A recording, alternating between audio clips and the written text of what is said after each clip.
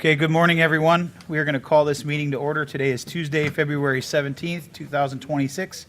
It is 9 a.m. All council members are present, town manager, deputy town manager, town attorney, and town clerk. If you please rise for the invocation, followed by the Pledge of Allegiance.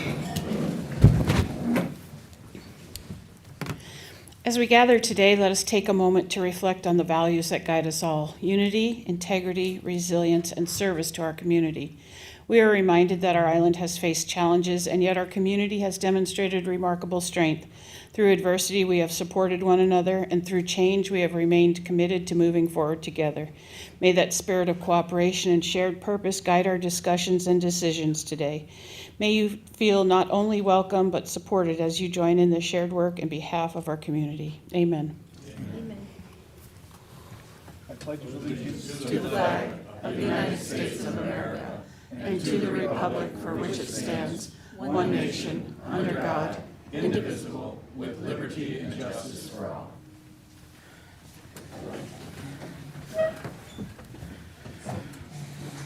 All right, before our next agenda item, the town attorney is going to give us some clarification.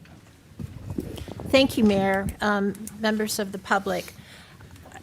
The first item on today's agenda is a very important vote or action that the town council might be taking today.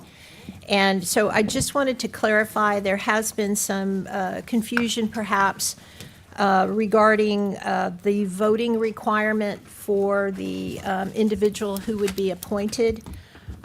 We have focused in our deliberations and planning for today's meeting on section 4.08, which talks about the filling of vacancies. However, there is a section also in the town charter that talks about voting and the quorum. The issue that we find ourselves in today is the fact that one of our four members of your town council has publicly already announced a conflict of interest in voting on one of the individuals. So I do want to cite to you section 4.13, which is the voting quorum section of the town charter. And that reads, there is a section within that paragraph that says, "No action of the council shall be valid or binding unless adopted by an affirmative vote of at least 3 members of the council, except in an emergency situation." So any individual who is voted upon in order to acquire the appointment would need to have three members of the town council voting for them.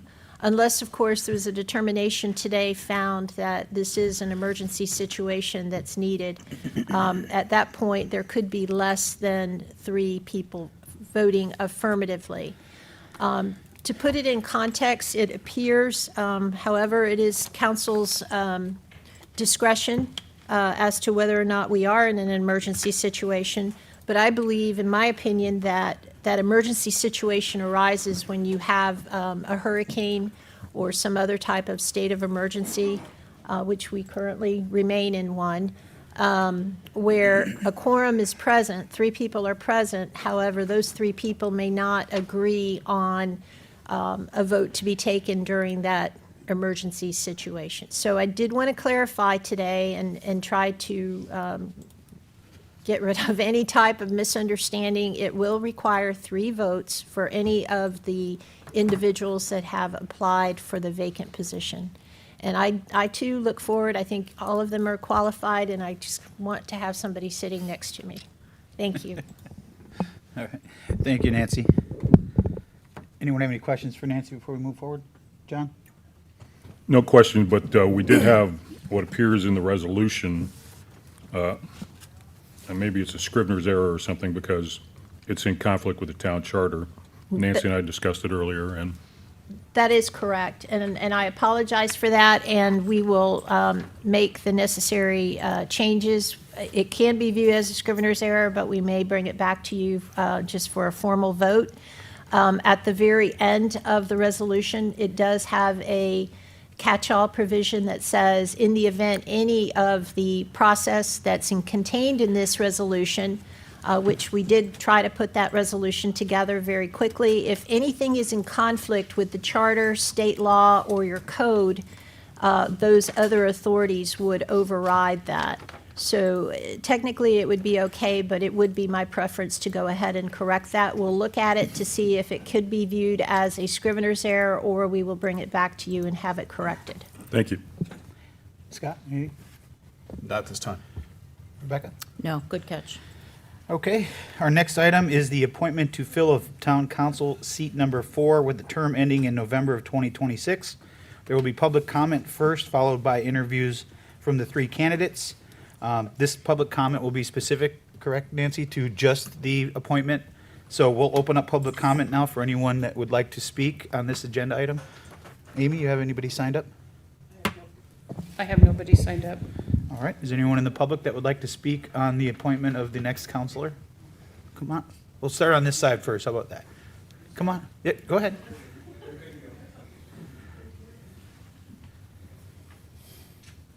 You'd be good on Family Feud, you were the first. Sorry, I forgot to sign up. It was so warm in here today, I couldn't think. It's usually so cold. So, good morning. My name is Terry Kane, 50-year resident of Fort Myers Beach. I'm here to speak in support of Tom Brady for the vacant seat on town council. I believe he understands the future vision of our community, and he understands the comprehensive plan. He supported, he was very much supported in the vote that we recently had, and I believe that the Islanders spoke, and I do believe that the Islanders know what they were voting for. It was not a popularity vote, as I've said before here. It was a policy vote. The people of this community know what they are doing. And so we know that we want in the future, we want a healthy, vibrant community. We are subject to change, although many people think we are not. We are. We've been through plenty of changes on this island. We've seen 2 bridges built. We've seen a road go through the middle of Times Square. We've seen all the beautiful coconut palms taken away from Estero Boulevard. We've been through a lot, and I'm not even counting the natural disasters we've had. So again, I think that the community, not only myself, would like to stand behind Tom Brady. So thank you very much. Thank you, Terry. Bill, we're gonna do this side first, then we'll come over there. Hold on a second. We're gonna finish this side, and then we'll go to that side. How about that? Hi, Bill Veach, Estero Boulevard, for the record. Yeah, I just want to speak. I really got to know Tom through the activity that happened after Seagate went in. He was not part of the recall. I think he may have signed the petition, but he was not part of the committees. He's not active in that in any way. But he did step up and run. I don't think it was his preference. I think he was perfectly happy being apolitical. But he felt the calling. He felt the calling by listening to the people. And the people were very upset, very disillusioned after particularly the Seagate vote, thinking that their voices were not heard, the council was not listening. The council would just approve every development, no matter how hard it was, on the quiet center of the island and the single-family homes. It's almost like there was a war going on against the quiet center, where every developer's dream had to take something out of the quiet center of the island. I got to know Tom through the process of resisting Seagate. I find him to be a very upstanding guy. I think he's a man of principle. I think he would just assume, like I said, not be political, but he really feels a true calling, a public calling to serve the public, not to serve the developers. I also think that this vote for appointment is very weighty, and it's weighty because whoever you appoint will be voting on all the development issues that come through. So if you vote for somebody who is publicly bragged and is proud about voting for every development, that's what you're voting for going forward. So if you've taken a tact where you are a reasonable person and you are for responsible development and not giving extra densities and heights to developers who may, like just happened with the Neptune, just turn around and sell it. That is really what this vote is about. Restore balance to this council. Restore faith in the council, that the council is listening to the public and not just developers and not just certain podcasts, that you're actually listening to the people because they've spoken loudly. The recall, the petition had charges. That was to get the petition signed by state statute. Some of you may find it distasteful. I personally did. That's all state mandated. We follow the rules of the state. But once you're in the voting booth, It's specific in the rules. There is no talk about the allegations. It is just about, do you want to recall this person? And the voters spoke loudly. And then to replace them, they also spoke loudly. So I think if you want to be considered public servants, you have to listen to the public. Thank you very much. Thank you, Bill. Anyone on this side want to add public comment? All right, come on up, sir. Can't see you behind Dave over there. Okay, make sure you turn your mic on, please. You gotta turn your mic, push the button there. There you go. Mark Ludvigson, address 281 Ohio Avenue. Simply, Tom Brady is our only choice for town council. As we, the town, basically, we voted for him. Earlier, we basically lost faith somewhat in our council, and we spoke as a town, and we just hope you listen. Mark? Anyone else? All right, seeing none, we'll close public comment. Our first person that we will be interviewing is Mr. Bolin. So is everybody staying here, or are they? What? If we can ask Mr. Brady and Mr. McLean to follow Lizette, we're going to bring them out for this part, then we'll Bring them back in? rotate in and out. You Yep. got it. All right, Jim. No time, correct? It's 5 minutes, but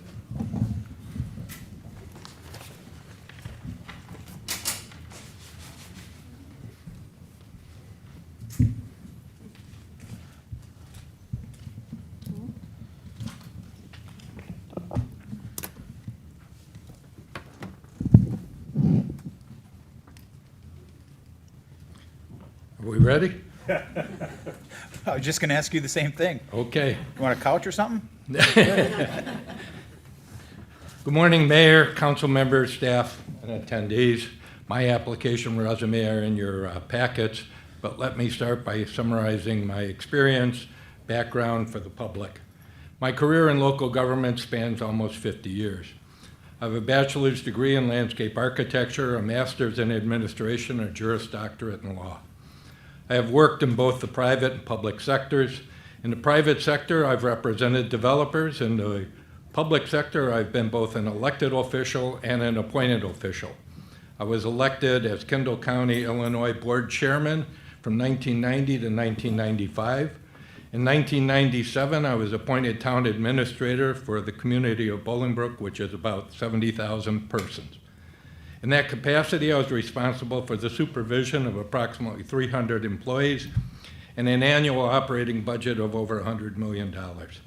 In 2007, I went back into private practice, concentrating in local government. My practice was in the areas of zoning, land use, public finance, and economic development. In 2022, I was appointed to the local planning agency. I'm also vice president of the Mantanza Point HOA and past member of Let's Go FMB Peer Committee. Hurricane Ian changed our little island forever. Based on new rules and codes, it'll never look the same. My goal is to preserve as much of the flavor and vibe of the old island as possible. To that end, we must balance responsible growth and the pace of recovery. I will be guided by what is best for the 5,500 residents of Fort Myers Beach, not outside influences, special interests, or social media chatter. The recently revised comprehensive plan and local development code are guideposts for redevelopment. To those who say nothing is happening, we need more activity, the response is there are only a limited number of barrier islands and only so much beachfront property. Redevelopment is happening and will continue to happen. However, the town can't force landowners to sell vacant lots, and once the town approves a project, the pace of rebuilding is up to the landowner, their financing, consultants, and market conditions. While the development of the island is center stage for much of the community, there are other challenges and policy questions that the town council must deal with. This year's levy is $5,170,600 and represents 38.97% of the general fund revenues. The 26 budget has $10 million less in the 2025 budget due to loss of hurricane recovery monies. Combine that with the threat of the state to reduce or eliminate property taxes, where will the funds come from to operate the town and provide services? There are many other challenges facing us: the status of the beach school, the pier rebuild, parking, traffic congestion, permitting and inspections, developing a strategic and long-range capital improvement plan. All of these items need to be addressed, and I think I can help navigate through these issues. I would also like to offer some thoughts about possible solutions. Construction of a wave wall could be built by creating a special service area. An SSA would not directly affect any of the town's finances. Can we stimulate redevelopment of Times Square and Old San Carlos by offering incentives to businesses, such as sales tax sharing, partial real estate tax rebates, or fee waivers? Would an intergovernmental agreement with the county or entering into a public-private partnership be feasible to build a parking deck supported by the issuance of revenue bonds? Finally, I'd like to explain why on the question about potentially running in November, I filled in undecided. If the filing period were today, I would file. At the time I filed the application, it was uncertain whether the position was for 2 or 4 year term. There are any number of unknown reasons that can affect a candidate's decision to file between now and November. In closing, I have the time, the commitment, the desire to serve. I believe, based on experience, expertise, and background, I am uniquely qualified to fill the open council position. Thank you for allowing me the time to make my presentation and considering my application. All right, thank you, Jim. Now we'll go to the town council question period. Would you guys like to ask both your questions, or would you like to do one at a time like we did for the town manager? Either way, it doesn't matter to me. John, what do you think? You want Yeah, I think, one at a time? yeah. Okay, you okay with that, Rebecca? That's fine. All right, then we'll start with you. Okay, fine, thank you. Good morning, Jim. Good morning. So first, a statement that I will read to you as well as the other candidates, and my questions will be exactly the same. I'm sure you already knew that, but just to repeat it for the record. So I want to thank you for being here and your willingness to serve, Jim. This morning, my goal is to hear how each of you approach decision-making, especially on redevelopment, fiscal sustainability, and the unique constraints of our barrier island. So that's kind of my focus.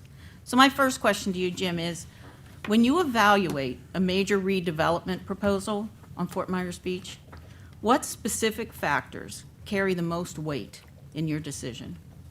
How do you prioritize between fiscal impact, infrastructure capacity, property rights, and community character? Well, that's a whole bundle. I know. Well, I think any project that is proposed, it's always a balancing act. We're faced with the comprehensive plan that's been recently updated. That sort of creates the parameters or the outside that it's a blank canvas that we're working with.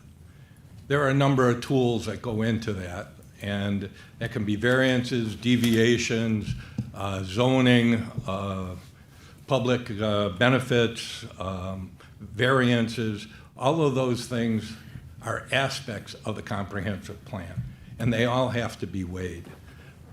In addition to that, there's the public comments and the neighbor's viewpoint.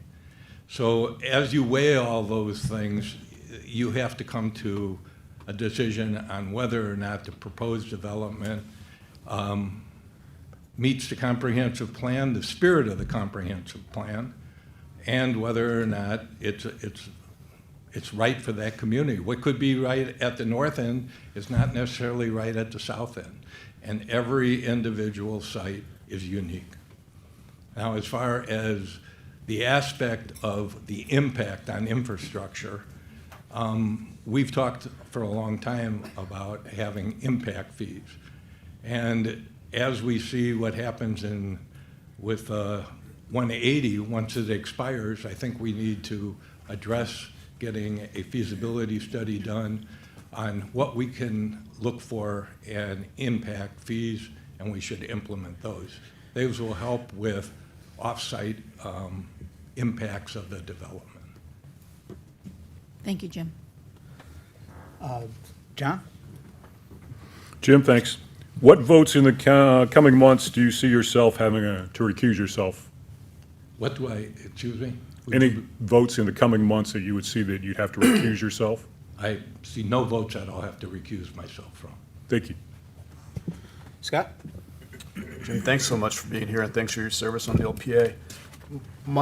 I've got kind of a direct question. You touched on it. I think one of the biggest challenge our town faces is the development of smaller boutique lots. You touched on a few things, but can you go into a little bit more detail of how we can get these lots activated? Well, I guess there's a couple of ways to answer that. One, I think that the development agreement process has been, I won't say, I guess, misused, but not the way it was intended. I think that needs to be tweaked so that we actually target some of the smaller commercial lots. As far as getting the vacant lots moving, if there's a way to come up with incentives that would help some people make the decision to sell or buyers to make the decision to purchase, we ought to explore that to try and get some of these vacant lots moving. But ultimately, the market forces, I don't think the town council can control. Very good. Thank you. Yeah, thanks, Jim, for stepping up and being one of the, what I think are 3 very good candidates for this position. In your view, what would you say the town has been doing effectively since the hurricane? And what would you do, or what would you suggest in improving what could be done to make it even better?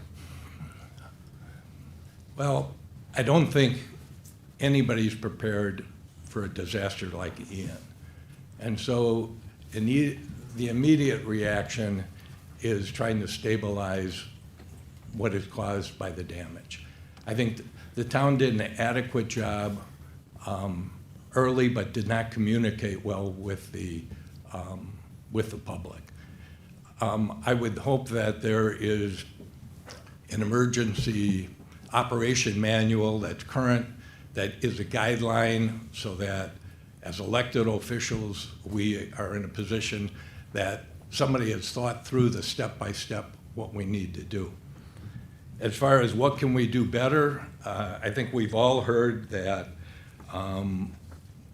the issues with permitting and inspections, is there an opportunity to either come up with outside third-party qualified vendors to assist in plan reviews and inspections, whether or not we can come up with a identifiable portal that can tell people exactly where the steps are, what project is, what has been approved, what the next step is, and a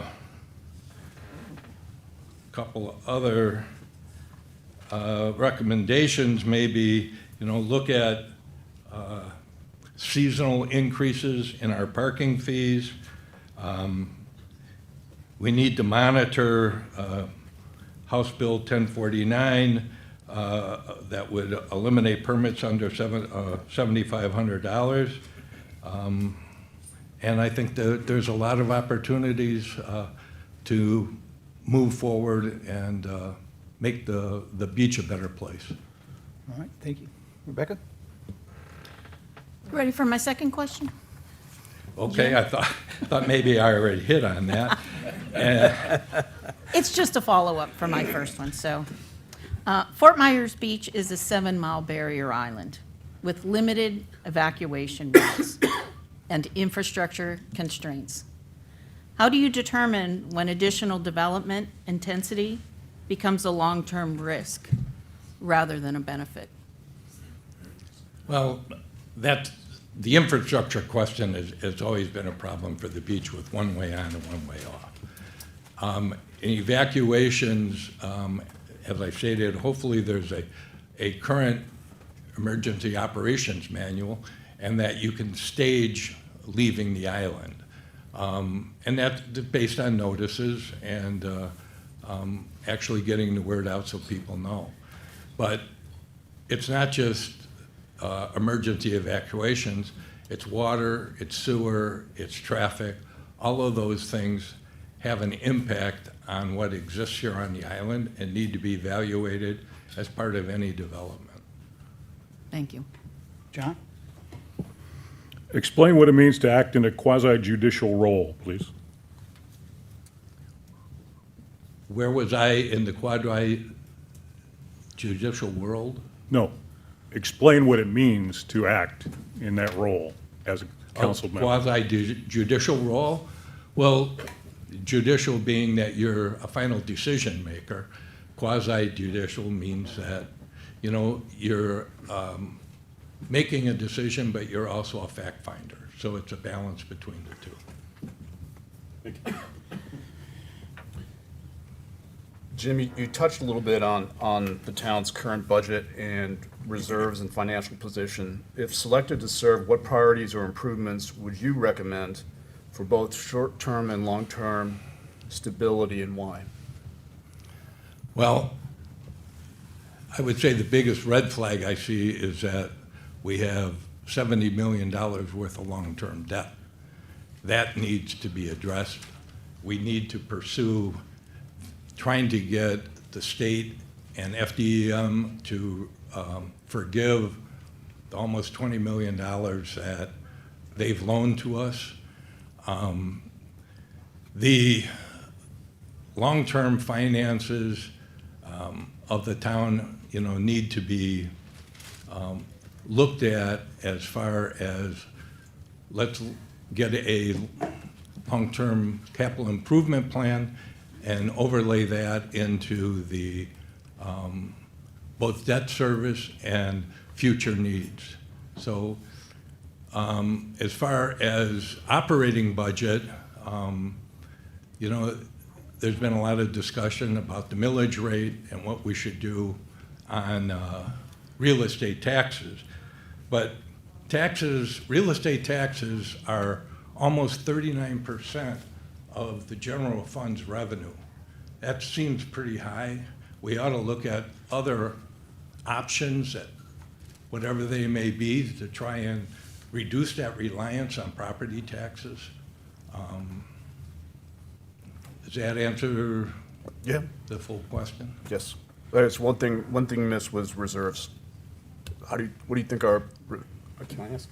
Reserves? Well, yeah, we'll save that. Yeah, okay. We're going to do a follow-up after. because Okay. Give you a break for a second.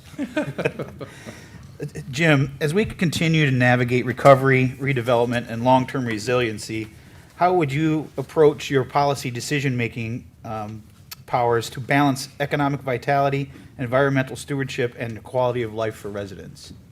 Well, all three of those have to be balanced on every decision you make. So each project, each decision you make is unique to whatever the circumstances are there. So I don't think there's an overall way you can say this is more important than that. It depends on the site, whether it's, you know, environmental conservatorship, that is going to be important in areas that are adjacent to sensitive areas. I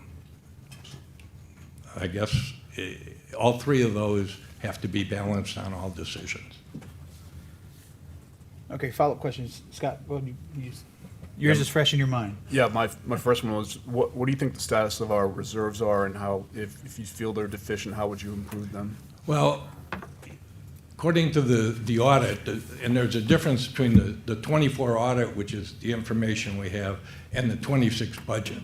So in the 24 audit, the reserves and overall fund balance of all funds increased by $7 million, which is a nice step showing that in 24, we were adding to the value of the beach.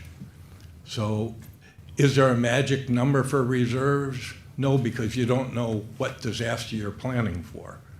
But I would hope that we would have 2 years' worth of operating revenue in reserves. Very good. Thank you. John, any follow-up questions? None. Rebecca? No, thank you, Jim. I do have one, Jim. I know my question is very open-ended, and it gives those who have probably done this in the past a very easy out. So I'm going to put you a little bit on the hot seat, and everyone else for that matter. Of the three things, economic vitality, environmental stewardship, and quality of life for residents, if you had to rank those in order from 1 to 3 in your decision-making processes, what would you rank first, second, and third? As I said, those three would have to be ranked based on a specific question or a specific site.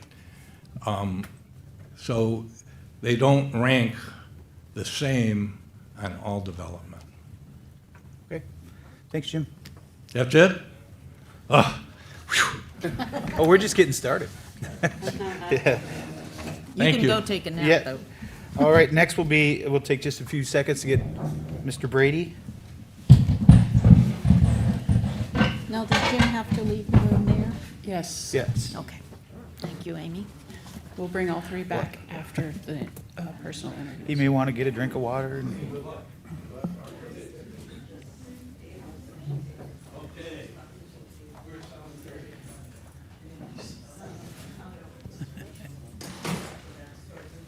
all right, Tom, you have about 5 minutes for your opening statement, then we'll have 2 questions from each council member, and then potentially some follow-up or clarification questions after that.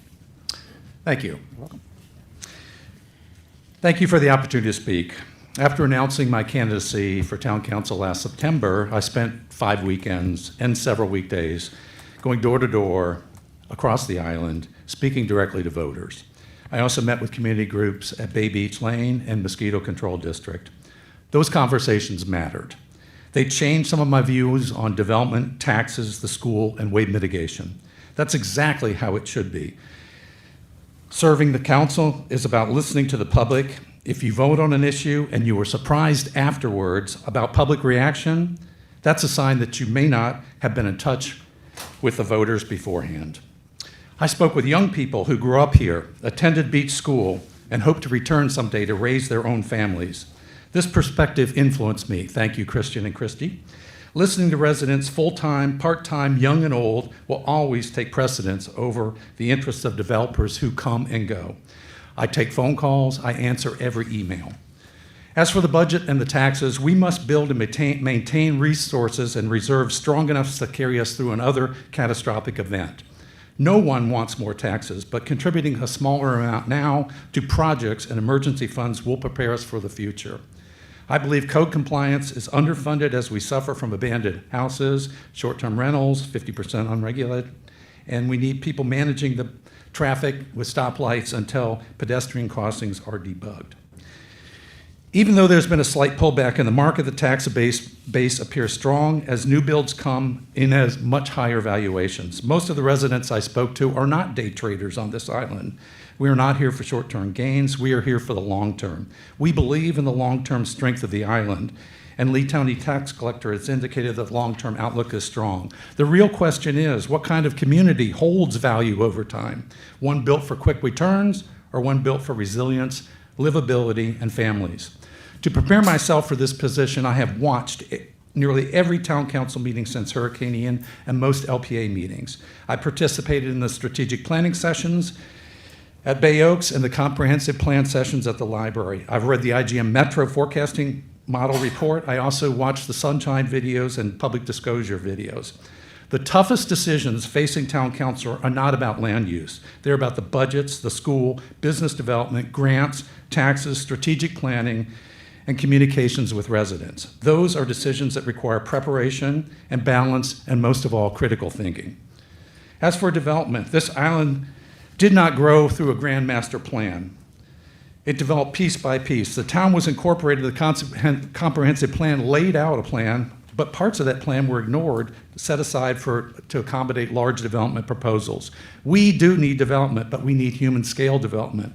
We don't need home runs on development projects, massive projects that take years to materialize or stall out entirely. We need singles. We need small, shovel-ready projects that reflect how this island was originally built. I'm not anti-development and I am not anti-progress, but I'm also not in favor of unchecked growth that destroys neighborhoods. As for my priorities, I want to see the school return, perhaps even exploiting additional educational options such as Catholic school or other church-led schools. Explore every opportunity, understand what our power is in those negotiations.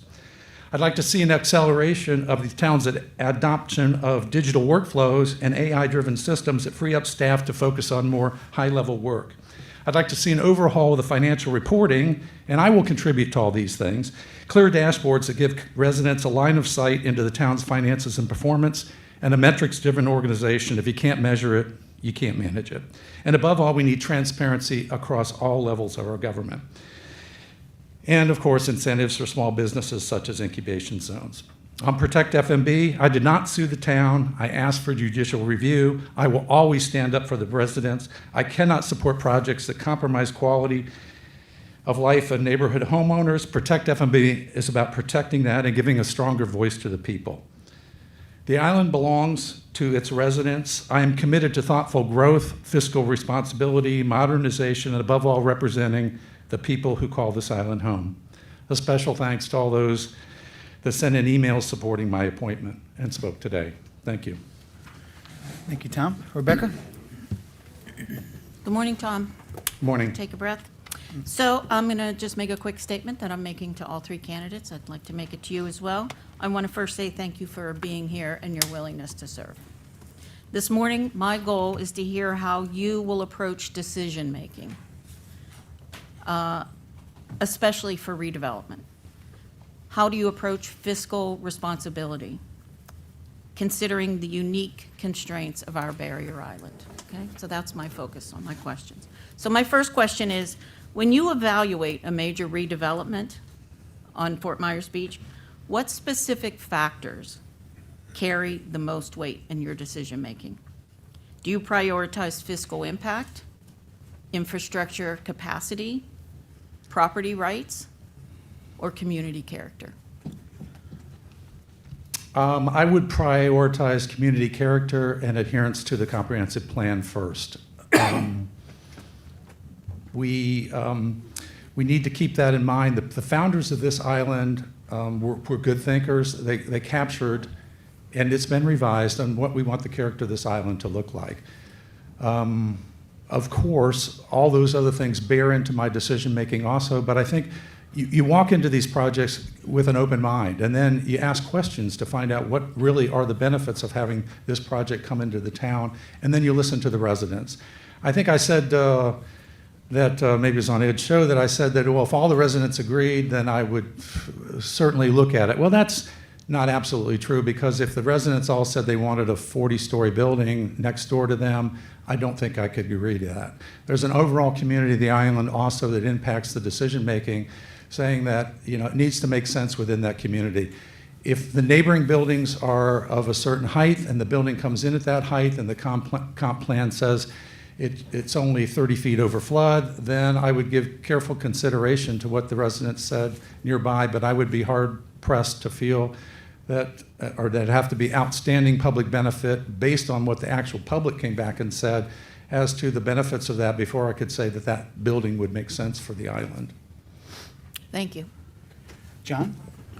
Thank you, Tom. What votes in the coming months would you see yourself having to recuse yourself from? I don't think I need to recuse myself of anything that's currently coming down the pike for the island. Thank you. Scott? Tom, I want to thank you. This is big. So we've had some good conversations over the last couple of weeks, and I want to thank you for your time. My question to you is, I feel that one of the challenges on our island right now in our regrowth and our redevelopment is, how do we activate these smaller commercial lots? You talked about incubation thing. What would be your angle to help this town get projects going on those smaller lots? Well, if I could provide incentives, I would. The community redevelopment is a way to take future tax money and apply it to those projects. If that would help, I think that would be a good thing. I do not want to stand in the way of any of those things happening. As I said, that's the way this island grew, was from a grassroots effort of these small businesses coming here. And I think that's the future of the island because it happens much quicker rather than these ginormous projects that may not even get built. If we can relieve some of those barriers, then that's what I would like to see. In addition, I was really heartened when council directed town manager to negotiate with property owners that currently have property that could be rented out. So I think that we should continue those negotiations, looking for some kind of mutual point that we can rest on, and that will provide opportunities of space that's already there to bring those buildings back. The rest of the things you voted on, things like the ice cream store, the beach bar, they are coming back. The goods will come back. I think that looking at Tom's property in La Ola and even the changes that he makes with the wave mitigation wall and helping those kind of projects through the system will help redevelop these properties that have been stalled for a period of time. But I'm glad to see that there's been a lot of action on the island, particularly, well, you've approved a lot of projects, but not all of them have gotten started, and I would like to see that, smaller ones seem to get kicked off much quicker, and I think if we can get more people to come forward and make that happen. Now, business is driven by business. We can't force business to come on the island, but we can entice them in certain ways with CRA or other incentives to bring them onto the island. And I would investigate funding those in every possible way. There is a lot of federal funding, state funding, county funding to make that happen, and I think we ought to explore those avenues to help and be a champion for those businesses to help bring those kind of funds into the island to help them redevelop. Well, thank you. All right, Tom, again, as I said to Jim, and I'll say it to you, and I'll say it to John, I appreciate you taking the opportunity to step up and be a public servant for the town. It's not always easy. It takes commitment, and we're very fortunate that we have 3 very qualified candidates to fill this vacancy today. In your opinion, or in your view, what do you feel is working well within the town, and what would you do to improve the overall effectiveness?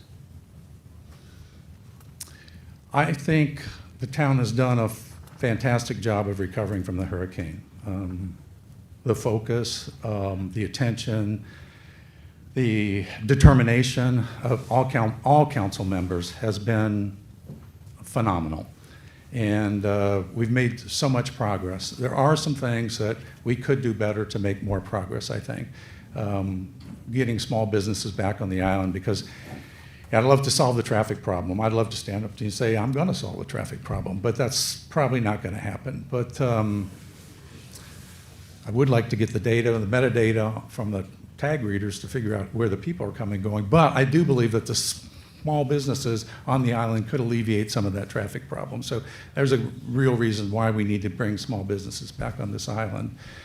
But I have been concerned. It's gotten quite a bit better, but I was really concerned about code compliance. I live on a street, and it's turned into all short-term rentals, even though they're monthly rentals, but they're short-term rentals, and they take their garbage cans out 3 days early. They leave them out for weeks. I call the town. Nothing seems to happen. I think it's the broken windows effect. I think that, you need to solve those small problems, the broken windows, before the community turns better as a whole. And I was concerned that we had a lot of broken windows on the island, abandoned properties, overgrown properties. So I think code compliance needs a lot of focus and attention. And I was concerned when we adopted a budget, that you adopted a budget that did not support additional funding for that, even though the town manager had asked for that. So I think that I would like to see that increased also. And the last thing that I've commented on is I had wished that the budget discussions had gone more to a consensus decision making, that we all got together. And nobody likes more taxes, me least of all, anybody. But if they're short-term projects, if they're directly focused at something like code compliance, or like putting officers on the street where they can direct traffic, where we can at least make the traffic flow to the maximum extent possible through downtown, I would absolutely support those kind of initiatives, and I think it would make the town a better place to be. And I would keep a reserve in there for more money for Lee Sheriff's Office, which we had in the budget too, and then was cut. I think that would be a good thing to have for future concerns on the island, law enforcement. Thank you. Rebecca? So I'm at my second question, correct? Yes. Thank you. So, Tom, Fort Myers Beach is a 7-mile barrier island, as you know, with limited evacuation routes and infrastructure constraints. How do you determine when additional development intensity becomes a long-term risk rather than a benefit? Well, I think at this stage, any additional intensity is a long-term risk. We are governed by this traffic problem, and it constrains how many people we can hold on this island, and that's probably the biggest infrastructure cost. Now, could there be game changers out there that come in? Sure, we could. This will get me in trouble. We could have drones flying people back and forth, and it's theoretically possible. Of course, helicopters have raised a lot of concern on the island, so I don't know that we could stand the noise of drones going back and forth. But there could be some game changer solutions that come, but I would not count on another bridge or helicopters carrying people or drones carrying people back and forth. It doesn't look like anyone stepped up to run a ferry service that would run back and forth because it may not be financially viable, and we can't force that to happen. Although it is an interesting concept, other towns do that, including Venice, Italy, I suppose, runs their own bus service with water taxis. But we're constrained by the road, and that really hurts us for all the additional development on the island. If we keep adding, when we figure out better ways to run the traffic and it's running at its maximum throughput after we analyze, we got about another year of data to collect on the current intersections, and we understand that we can't get any more traffic to this island. We would be in pain if we had approved projects that have additional intensity on this island, bring more people on the island. So I think we struggle with where we're at today. I think any increase in that is problematic. Thank you, Tom. John? Explain what it means to act in a quasi-judicial role.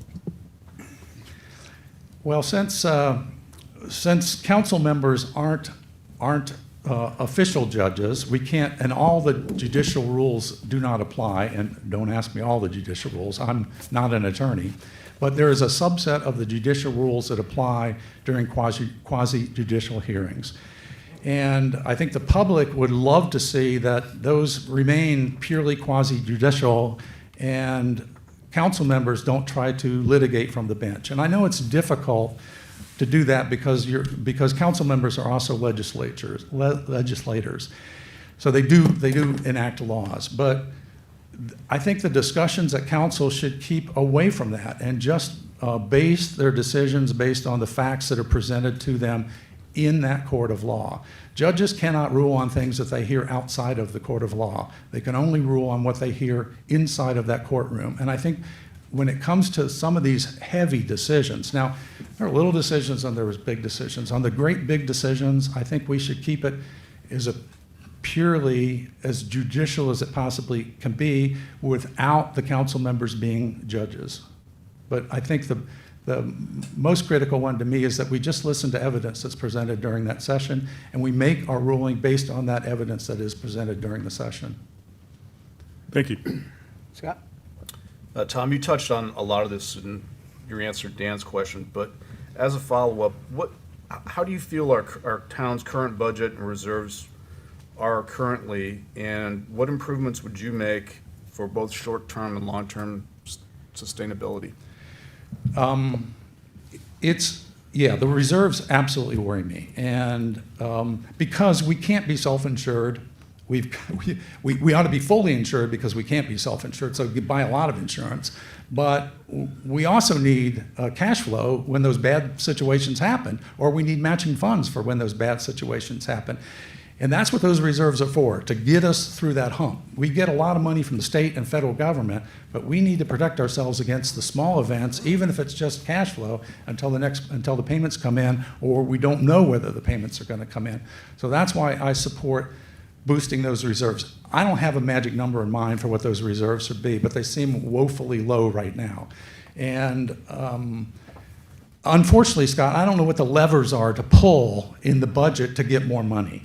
That's one part of the transparency in the financials. The financials aren't presented the way they've always been presented to me in the past. We operate on a quasi-accrual or modified accrual basis for accounting, and it does not resonate with me. I'm used to balance sheets and things like that, and when we call a loan an asset, I don't think of that as an asset, but I get it. There is a difference in government accounting that I'm not used to. But I can't see those levers, and the levers would be things like, well, people said, well, the impact fees are going to help us out of this situation.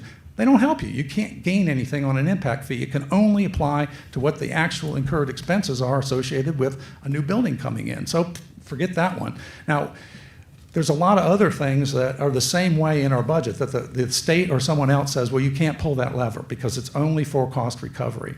I don't know what all the ones are, levers that we can pull. I know that the fees are some of the levers that we can pull on this island. Unfortunately, the budget's locked in for a year now. I don't know which one of those levers make any sense to happen now, but I think it's probably anticipating the impact of the next budget cycle as we go forward of what can we figure out to, which lever can we pull and which one should we pull, and there ought to be a lot of discussion around that to help us build back those reserves. Great, thank you. Tom, as we continue to navigate recovery, redevelopment, and long-term resilience, how would you approach your policy decision-making role to balance economic vitality, environmental stewardship, and our quality of life for residents? Well, that's the magic sauce. It's this critical thinking mind. You got to be a little bit skeptical of everything. You got to ask these detailed, in-depth questions of everybody that comes before you. But you got to begin with a beginner's mind, with an open mind that says, okay, I'm going to get rid of all my prejudices. I'm going to set them aside. I'm going to listen to what the people say. I'm going to listen to what the builders say. I'm going to listen to what the town manager and the finance people. I'm going to listen to gather input from all these people, and then say, okay, what does this make sense to me on the whole with my life history applied to that too? So it's boiling that down into, you've got to keep all those people happy. This is like it's not just a three-legged stool, it's a five-legged stool. We got visitors, we got residents, we've got short-term people, we got commercial, we got developers, we got all these people, and there's a balance that happens between all those different points of view. There's not a magic formula, there's not one answer. It's about thinking about and evaluating. I create matrices to help myself evaluate things. I lay it out, I weight those matrices, and then I make my decision based on, or I formulate a decision based on applying what I've heard to these matrices with a weighting factor, and then that's how I base my decision. Okay, follow-up questions, John, anything? Yeah, I have a couple. I'm confused, and I see it as a contradiction, and I hope you can clarify for me, because you talk about listening to constituents and doing what they ask, but then for the budget process, the huge majority of the constituents we heard from were against any tax increase, so you'd go against that. You also said you wouldn't support what the neighbors wanted if they wanted it in their area, so I'm confused about that, and it's a contradiction to me.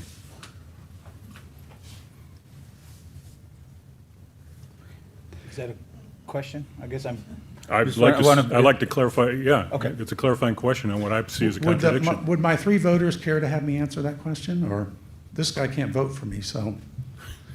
He can still ask questions, and he's still a council member. I'm going to leave it up to you, Tom, to decide if you want to answer that or not. Yeah, me too. It sounds like an accusation, not a question. I don't understand what the question is in there. Okay. Another clarifying question for me then is, you talked about how you're still involved with Project Protect FMB. They're engaged in a legal action against the town. How is that not a conflict for a possible London Bay vote coming up? You said you wouldn't have any conflicts.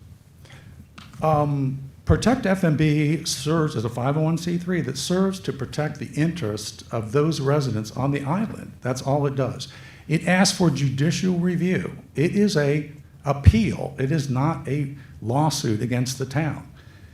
Every single court decision, every single judge has had an appeal raised about the decisions that they make. You act as quasi-judicial judges. It's okay to be appealed. You should not take that as an offense. It's a legal avenue.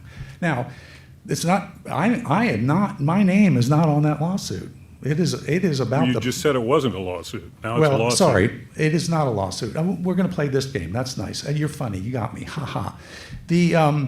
Well, hold on. We're both adults here. Let's Well- keep it on point. Please, John, and please, Tom. Just let's get through this. I know it's uncomfortable for everybody, but let's just get through it. Continue. I think I've said enough. It is a writ. It is a judicial review, and that's what it asks for. Anything else, John? No, thank you. Okay. Rebecca, any follow-up questions for Tom? No, thank you, Tom. Scott? No, thank you, Tom. I do have just one. My last question was very open-ended, and it was done on purpose because it's easy to answer that question. But in this position, sometimes you get asked very hard questions that you have to make hard decisions. So I'm going to ask a follow-up question on that last question. If I asked you to rank the 3 items that I laid out, economic vitality, environmental stewardship, and quality of life for residents, in 1, 2, and 3, on how you would approach your policy-making decisions on votes that come before you, how would you answer that question?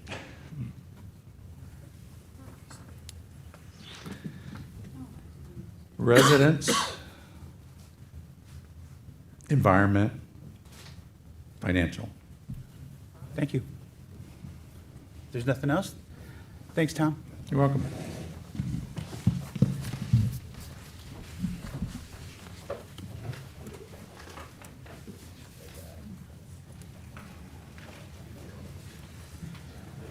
Last, we'll have Mr. John McLean.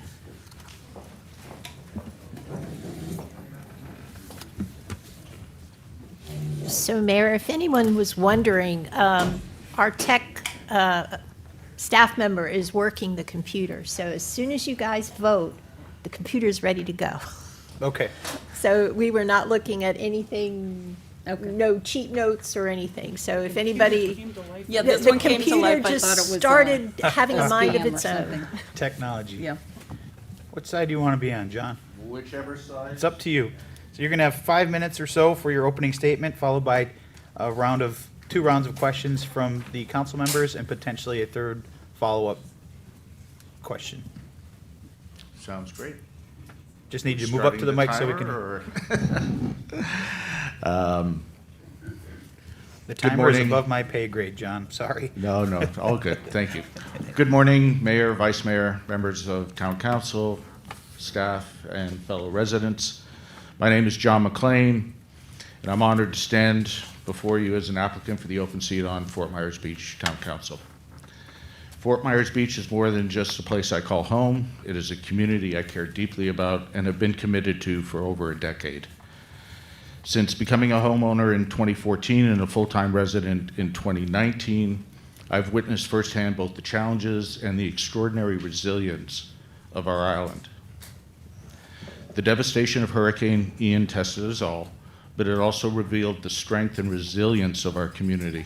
In the years since, I've dedicated myself to understanding the issues facing our town, participating in its recovery, and contributing to a future that honors our history while preparing us for long-term sustainability. What inspires me most is the remarkable resurgence we've seen across Fort Myers Beach.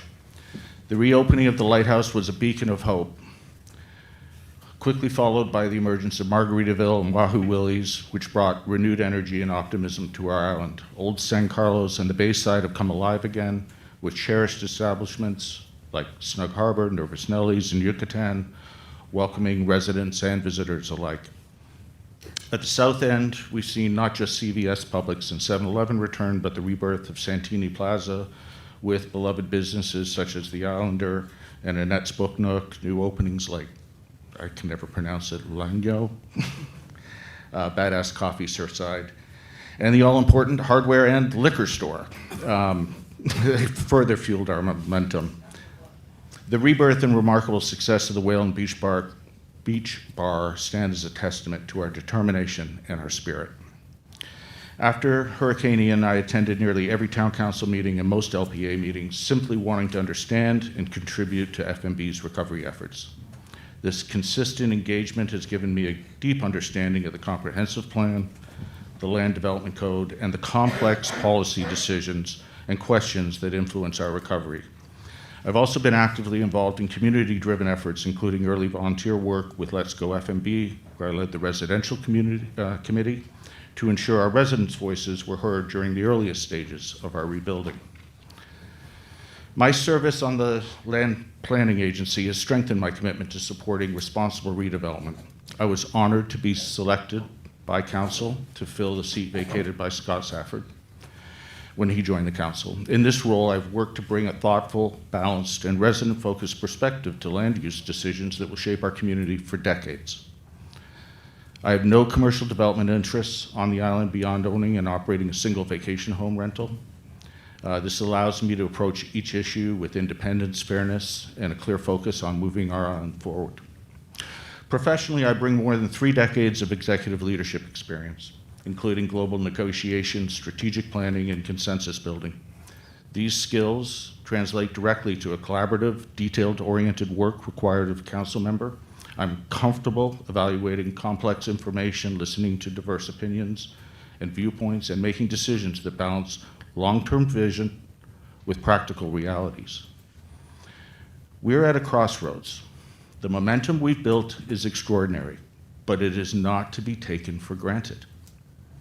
If we stifle redevelopment efforts now, we risk stalling the rebirth of Fort Myers Beach. My desire to serve on town council is rooted in a simple belief: Fort Myers Beach deserves leaders who are committed, informed, and deeply invested in the well-being of our community. I want to contribute to a future where we will build stronger and smarter, protect our coastal environment, support responsible redevelopment, and preserve the unique character and vibe that makes this island so special. I would be honored to continue serving the residents of Fort Myers Beach in this expanded capacity and to help guide our town through this pivotal moment in its history. I want to thank you for your service, each of you, but I also want to thank Jim and Brenda Adderholt. Jim's remarkable, tireless advocacy for our island, his selfless, integrity-driven, true servant leadership was an absolute inspiration to me. Thank you all for your consideration. Thanks, John. Now you're going to have the first round of questions. Rebecca's going to start us off. Great. Good morning, John. Good morning, Rebecca. Thank you for being here and for your willingness to serve. This morning, my goal is to hear how you would approach decision-making, okay, especially on redevelopment. Fiscal sustainability, considering the unique constraints of our barrier island, okay? So that's my focus. Okay. So my first question is, when you evaluate a major redevelopment proposal on Fort Myers Beach, what specific factors carry the most weight in your decision-making? And how do you prioritize between fiscal impact, infrastructure capacity, and property rights, as well as our community character? Well, I think property rights are extremely important and kind of the bedrock of what we all have as our investment here on this island. When I look at these projects, number one, I would say that I am heavily researched in them. I like to think that I come completely prepared and informed. And it's important for me personally, to feel like I have a variety of inputs, right? Of different different thoughts, different viewpoints. And then when we look at these things, we try and balance them between obviously what is acceptable and allowable, right? And then what does the process enable us to take a look at the projects and consider them, right? They need to be consistent and conforming with the comprehensive plan, obviously land development code as well. We have the opportunity to grant variances and plan developments. And it's ensuring, in my mind, that a project is compatible with the island. Some may not agree with what I consider to be compatible to what they may consider to be compatible. I'm okay with that. I think diverse viewpoints are important. But that's the way I evaluate a project. Great, thank you. John? Thanks, John. What votes in the coming months do you see yourself having to recuse yourself from? None. Thank you. Scott? Boy, that was fast. John, thanks for your service on the LPA. And thanks for being so engaged in the community since Hurricane Ian. You're truly a leader, as well as the other two gentlemen that are applying. My question to you revolves around development of the more challenging lots, the smaller size lots. Yeah. What, in your opinion, could we do better to encourage those small places like the Whale or the Beach Bar, which are the only two that have been built so far? Yeah. What's your opinion of how we can do a better job as a council to get those lots moving? Yeah, appreciate the question, Scott. It's a challenge. I mean, it's a challenge, but I think there are things that we can do around creating incentives and ensuring that we enable the type of redevelopment that fits with whatever the parcel will be. And quite frankly, you know, I have shown through my votes that I'm willing to step outside of the envelope in order to help businesses come back and flourish and the recovery of this island. And what I mean by that is not turning away from our comp plan or our LDC at all, but it's in taking the properties that we have and developing them smartly, right? I mean, some of the things that we are able to do to help encourage investment in the island, I think we could be more proactive with that. And it's not just a land development issue, it's a financing issue, it's a regulatory issue. There are other mechanisms that we need to be looking at, because I don't think it's just enough to say we want them back. We actually have to help them back. Thank you. Hi, John, thanks for taking the time to come here today. Obviously, put your name in the hat and for your service on the LPA. As I've said to the other two candidates, we're fortunate we have three very highly qualified candidates to fill Councilman or Vice Mayor Adderholt's role, which is going to be tough shoes to fill, but I think we have three candidates that can easily do that. So thank you for putting your name into the hat, for lack of a better term, for today. My first question is, in your view, what is working well within the town today, and what would you do to improve the overall effectiveness? So I would say, truly, I think that the town is operating in a more professional way than it has since I've been paying attention, and it's only evolved, and it's been such a pleasure to see the stewardship through the town manager, through our initial recovery efforts with our interim managers, that Andy come in and establish a level of professionalism and quite frankly, customer service around things like permitting. I mean, we were all trying to figure out something that we had never dealt with before. And then, Andy came in, and I think he really helped develop the staff. I think the staff have been encouraged to grow. And then we had that, the change where we now have Will in, and it's just another layer of professionalism on top. And I think what we've really done is demonstrate not just resilience, but growth in the way that the town is being operated, quite frankly. I'm really heartened by that. I think there's always going to be questions and things that we can do better. I think that we could be using technology way more than we are right now within the town. I think there's great opportunities to do that. And we see it with the redesign of the website. We see it with the tools that are coming in, the change of the portal for rental property. All of these things are really significantly modernizing our town. And I'm really heartened by that. I think that's great. What could we do better? We just have to continue this focus on resident-focused customer service. I really think it is a priority, but it's not something I think we can let off on. I think the other thing that we could be doing as a town a little bit better is probably some more commercial development. I don't know that we're doing enough on that perspective. That's a difficult answer to come up with, but we've got a lot of really smart people on this island with a lot of really good ideas, and we should be open and listening to them. Thank you. Rebecca? I have no follow-up. I'm good. No, you got a second question. Oh, I didn't ask my second question. Here to help. I have deja vu. Thank you. John? Yes. I have a second question. Please. I'd Here it love is. to answer it. Here it is. Thank you, Mayor. Fort Myers Beach, as you know, is a 7-mile barrier island with limited evacuation routes and infrastructure constraints. Yes.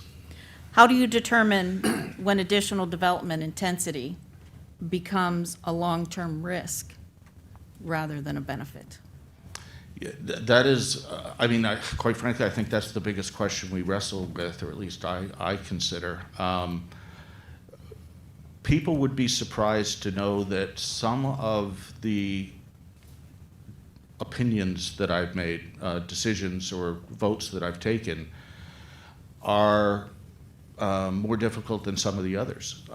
And quite frankly, the ones that increase the amount of density have been the hardest ones that I've had to make a decision to approve.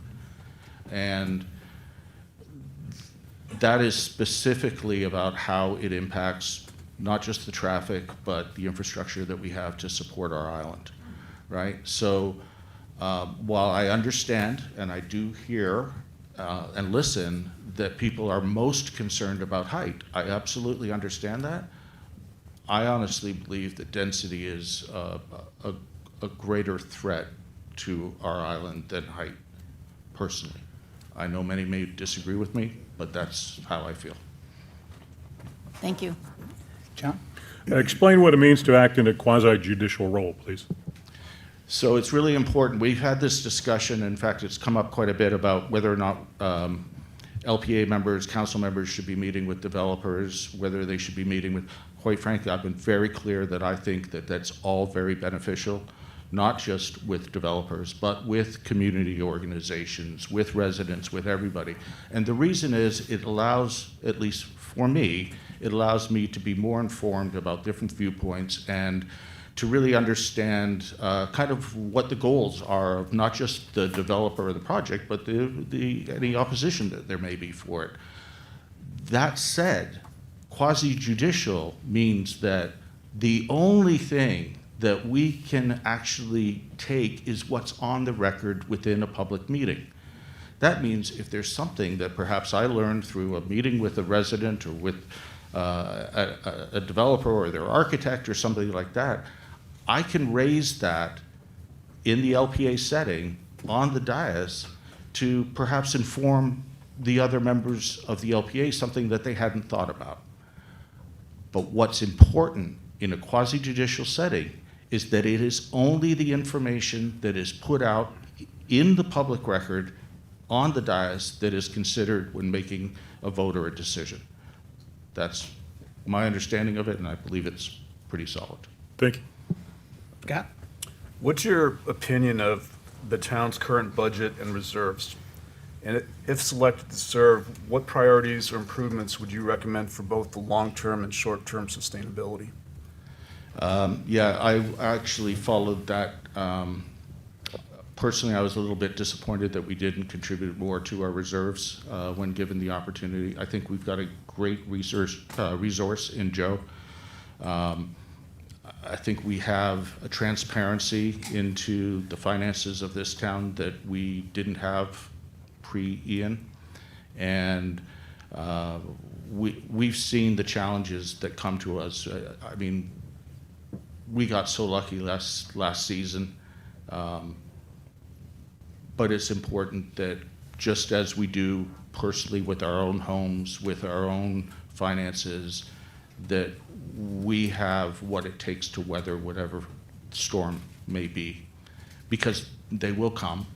They're not predictable, and I know the only reason that I'm still here on this island is that I was fortunate enough to be able to recover. Not everybody can, but it takes forethought, it takes thoughtful, it takes planning, it takes having a reserve. That's my answer. Great, thank you. John, as we continue to navigate recovery, redevelopment, and long-term resiliency, how would you approach your policy decision-making responsibilities to balance economic vitality, environmental stewardship, and the quality of life of residents? Those three, I mean, you can't weigh one against the other. All three of them are just of utmost importance. I believe that we need a vibrant community that is, obviously, the environment is extremely important. That's the resource that brings us all here. This is why we're here. It's not just the basis of our way of life, but it is also the lifeblood of our economy as well as our quality of life. I mean, it's everything. I do believe that a vibrant, growing community, it requires investment. I would hate to see what I saw after Charlie occur here, which is lots that just stayed fallow for 10 years.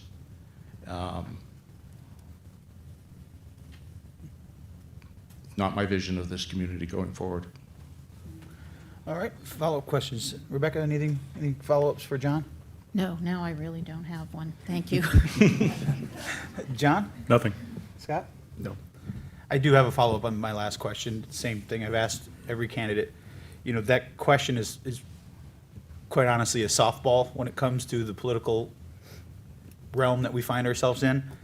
But often you're put in a position to have to make a tough decision and stand behind that decision. So I'm going to ask you, if you were asked and required, not necessarily required, but asked to rate from 1 to 3 between the balancing the economic vitality, environmental stewardship, and the quality of life for residents, how would you rate those 1 to 3? Well, I'm going to go environment first, quality of life second, and then economic viability third.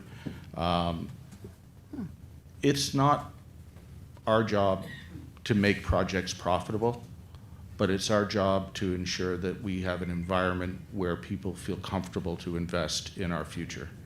And I think that's an extremely important thing that we need to keep an eye on. All right. Thanks, John. Thank you.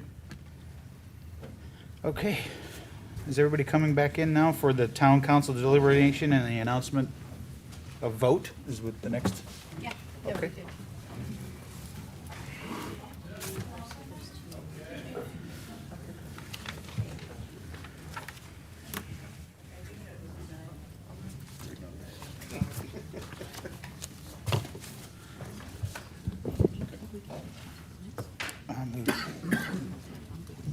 Okay. Oh, well, welcome back, gentlemen. Again, thank you for taking the time to come here today. Obviously, put your name in to fill a very important seat in the town. I thought you all did great. As I said at the beginning to each one of you, I think each one of you are highly qualified and more than able to fill that seat as the next public servant for the town of Fort Myers Beach. With that, we'll bring it back to the council for any kind of discussion or deliberation. Oh, got it.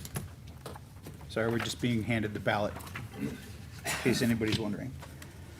So, council, any deliberation, any comments that you'd like to make before we move forward with making our vote? Rebecca? I just want to thank all three of you. I think we're in a situation where we are in pretty good shape. We got three great candidates. and I want to thank you. I know that took a lot of preparation. I also want to thank the staff. You know, this is kind of out of the day-to-day, and with that, I think we're ready to move on. I Okay. am. John? anything? Yeah, town attorney handed me the voting conflict form, and I have to publicly disclose the nature of the conflict, and that became in January when Mr. Veach made the proposal to drop his appeal of the recall legal action, in essence, so he could, for a vote for Tom Brady. And that created the conflict for me because of the potential financial gain. It would keep me in this seat, which is also another a gain as well, a conflict. So that's why I have to disclose that. I would also like to say, as somebody that's got drugged down a path that he didn't want to go down, that I would caution there is a possibility of an ethics violation being filed or a recall petition with your vote, because many consider it a quid pro quo bribery effort with this appointment. So I'll just say that. Scott, anything you'd like to? No, I don't want to, once again, thank you. I'm so glad I didn't have to go through this. Well, if it wasn't for luck, right? I just want to take a minute to say that, for me, a public servant is someone that has to go outside their comfortability once in a while. They have to not necessarily vote all the time in the way they think is the best interest, but what is in the best interest of the town.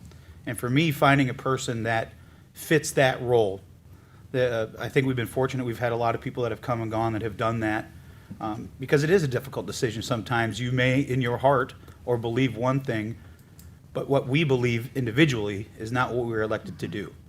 So I think the person that would best fit this role and going forward when we get into November are people that can remember that can remember you are a public servant at the end of the day. You do work for the people. The people select you to sit up here. But you also have to balance all the things that we talked about today. And I appreciate all three of you taking the time to meet with all of us. I'm assuming you met with all of us individually to have conversations. I know I had a couple hour conversations with all three of you, and it was very, very enlightening. Today was very enlightening to me. I really appreciate the process that we've put in place to go forward should the unfortunate event ever happen. We have to do this again. I think it's enlightening to the public. I think it's enlightening to staff. Certainly, like I said, it was enlightening to me. But we have to make a decision, and we'll see where it goes. But again, thank all three of you for taking the time, and thank you to the people who've reached out, both email and person here today. And I'm sure we'll hear from people after the meeting today on whatever decision is made. But it is a process, and looking forward to seeing it through to the end, which hopefully will happen very quickly. All right, if no one else has anything else, go ahead and make your vote, and we will.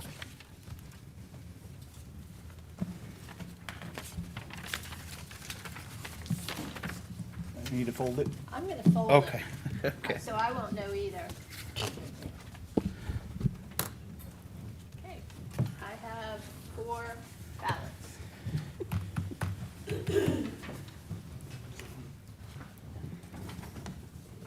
The first one's for Mayor, from Mayor Aller, sorry, for Jim Bowen.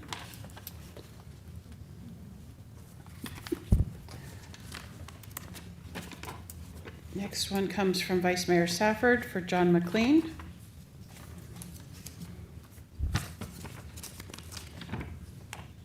Councilman King, John McLean. And Councilmember Link for John McLean. So Go ahead. 3 votes for John McLean, and 1 for Jim Bowen. Go ahead, Nancy. Got to say So your part. that is a majority. Based on your charter, I'm going to cite to section 413, the action of council shall be binding and valid when adopted by an affirmative vote of at least 3 members of the council. Okay, do we need to? Just to verify that that is your vote? Okay, Rebecca, is that your vote? Yes. John? Yes. Scott? Yes. And mine is a yes as well. So we have selected, congratulations, John. We have to make a motion? Do they need a motion? Yes. Don't we have to make a motion to certify You, this? you do have to make a motion, and then I believe the oath of office will be next. All right. So a motion So moved. to appoint. Yeah, motion to appoint. Hold on. Rebecca, you got to, so everybody can hear it, you have, go and ask your question. Yeah, let me just ask a question. Did we not have one for Tom Brady, one for Jim Bone, and two for John McLean? No. No, I misunderstood. Do you want me to read them again? Yes, Read 'em please, again. thanks, Amy, Okay. just to be clear for me. John King, John McLean, Scott Safford, John McLean, Rebecca Link, John McLean, No, Tom Brady.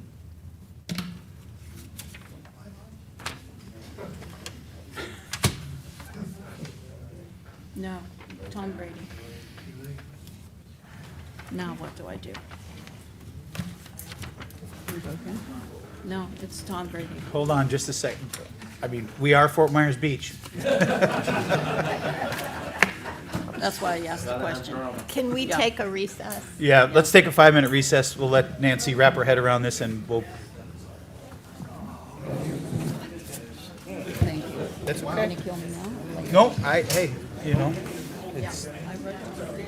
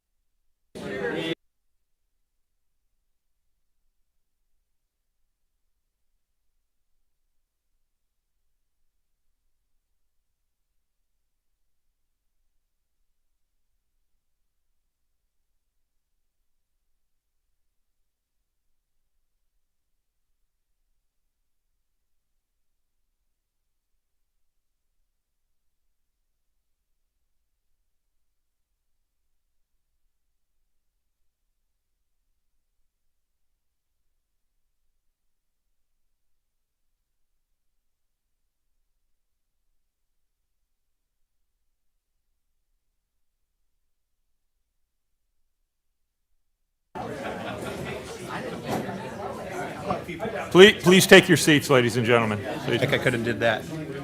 Everyone, please take your seat. Come on, Ron, you're holding up the group here. Lee, sit down. Okay, All right, we're going to call the meeting back to order. It is 10:32. Nancy? so the new process that we have with the spreadsheet as well as the announcement of the vote by the clerk is all in the spirit of transparency. And also the cross-check to make sure that a ballot was not marked incorrectly, which unfortunately we've now lived that situation. So the ballot that was cast did not reflect her intent, her intended vote. So that, in that last vote, there were not 3 votes in favor of any of the 3 candidates. So we will take a second vote. And I have the ballots. Thank you.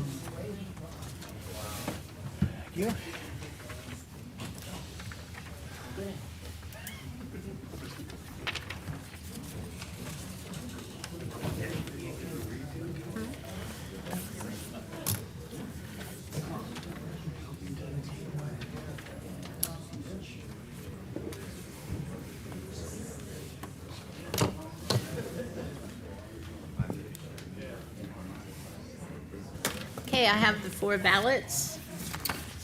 Okay. First is John King for John McLean. Vice Mayor Safford for John McLean.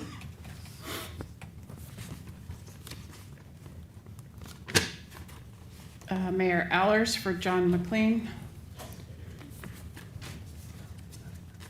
And Rebecca Link for Tom Brady. So 3 for John McLean and 1 for Tom Brady. Well, let's do this again. Rebecca, we'll start with you. Does that signify your vote? Yes, it does. Thank Okay. you, Mayor. John? Yes. Scott? Yes. And I'm a yes as well. Congratulations, Mr. McLean. Second time. Motion. Okay, so now we would take a motion Okay. to formally appoint John McLean to serve as council member for seat 4. I will make the motion to formally welcome Mr. McLean to council seat number 4, filling in for the vacated seat by Vice Mayor / Council Member Adderholt. I'll second. We got a vote by Mayor Aller, seconded by Vice Mayor Safford. Any discussion? I'm an aye. Scott? Aye. John? Aye. Rebecca? Aye. That motion carries unanimously. Now, congratulations. Now we'll do the oath of office. Do you have anyone here that you would like to? Unfortunately, my wife got called out to a business trip, so she's not here. Okay. I would ask Amy to.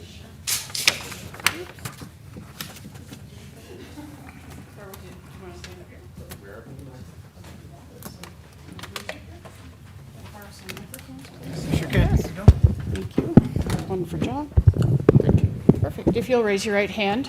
I do solemnly swear that I will support, protect, and defend the Constitution I do solemnly swear and affirm that I will support, protect, and defend the Constitution and the government of the United States and the state of Florida, and the government of the United States and the state of Florida, that I am duly qualified to hold office that I am duly qualified to hold office under the Constitution of the state, under the Constitution of the state, and that I will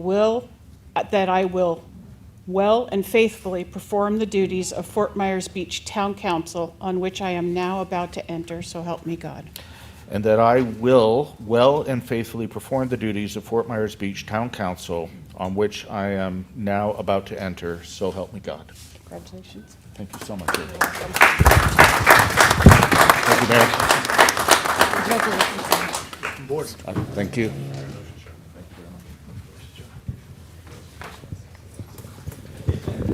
All right, we're going to take a 15-minute recess to allow John to get settled in up here. We will reconvene at 10:55. Yeah. It's in the law.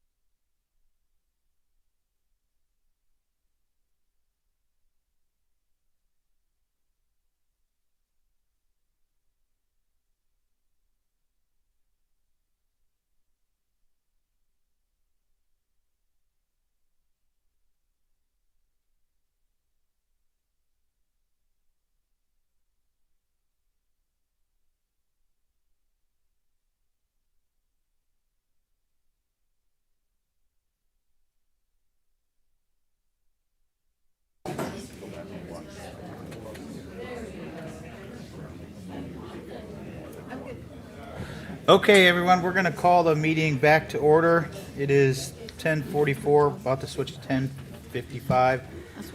Before we get on to the next item on the agenda, we're going to allow John some time here to say a few words if you'd like.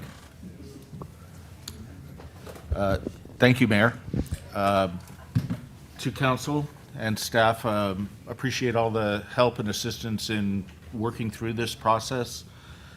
Council, thank you for your support.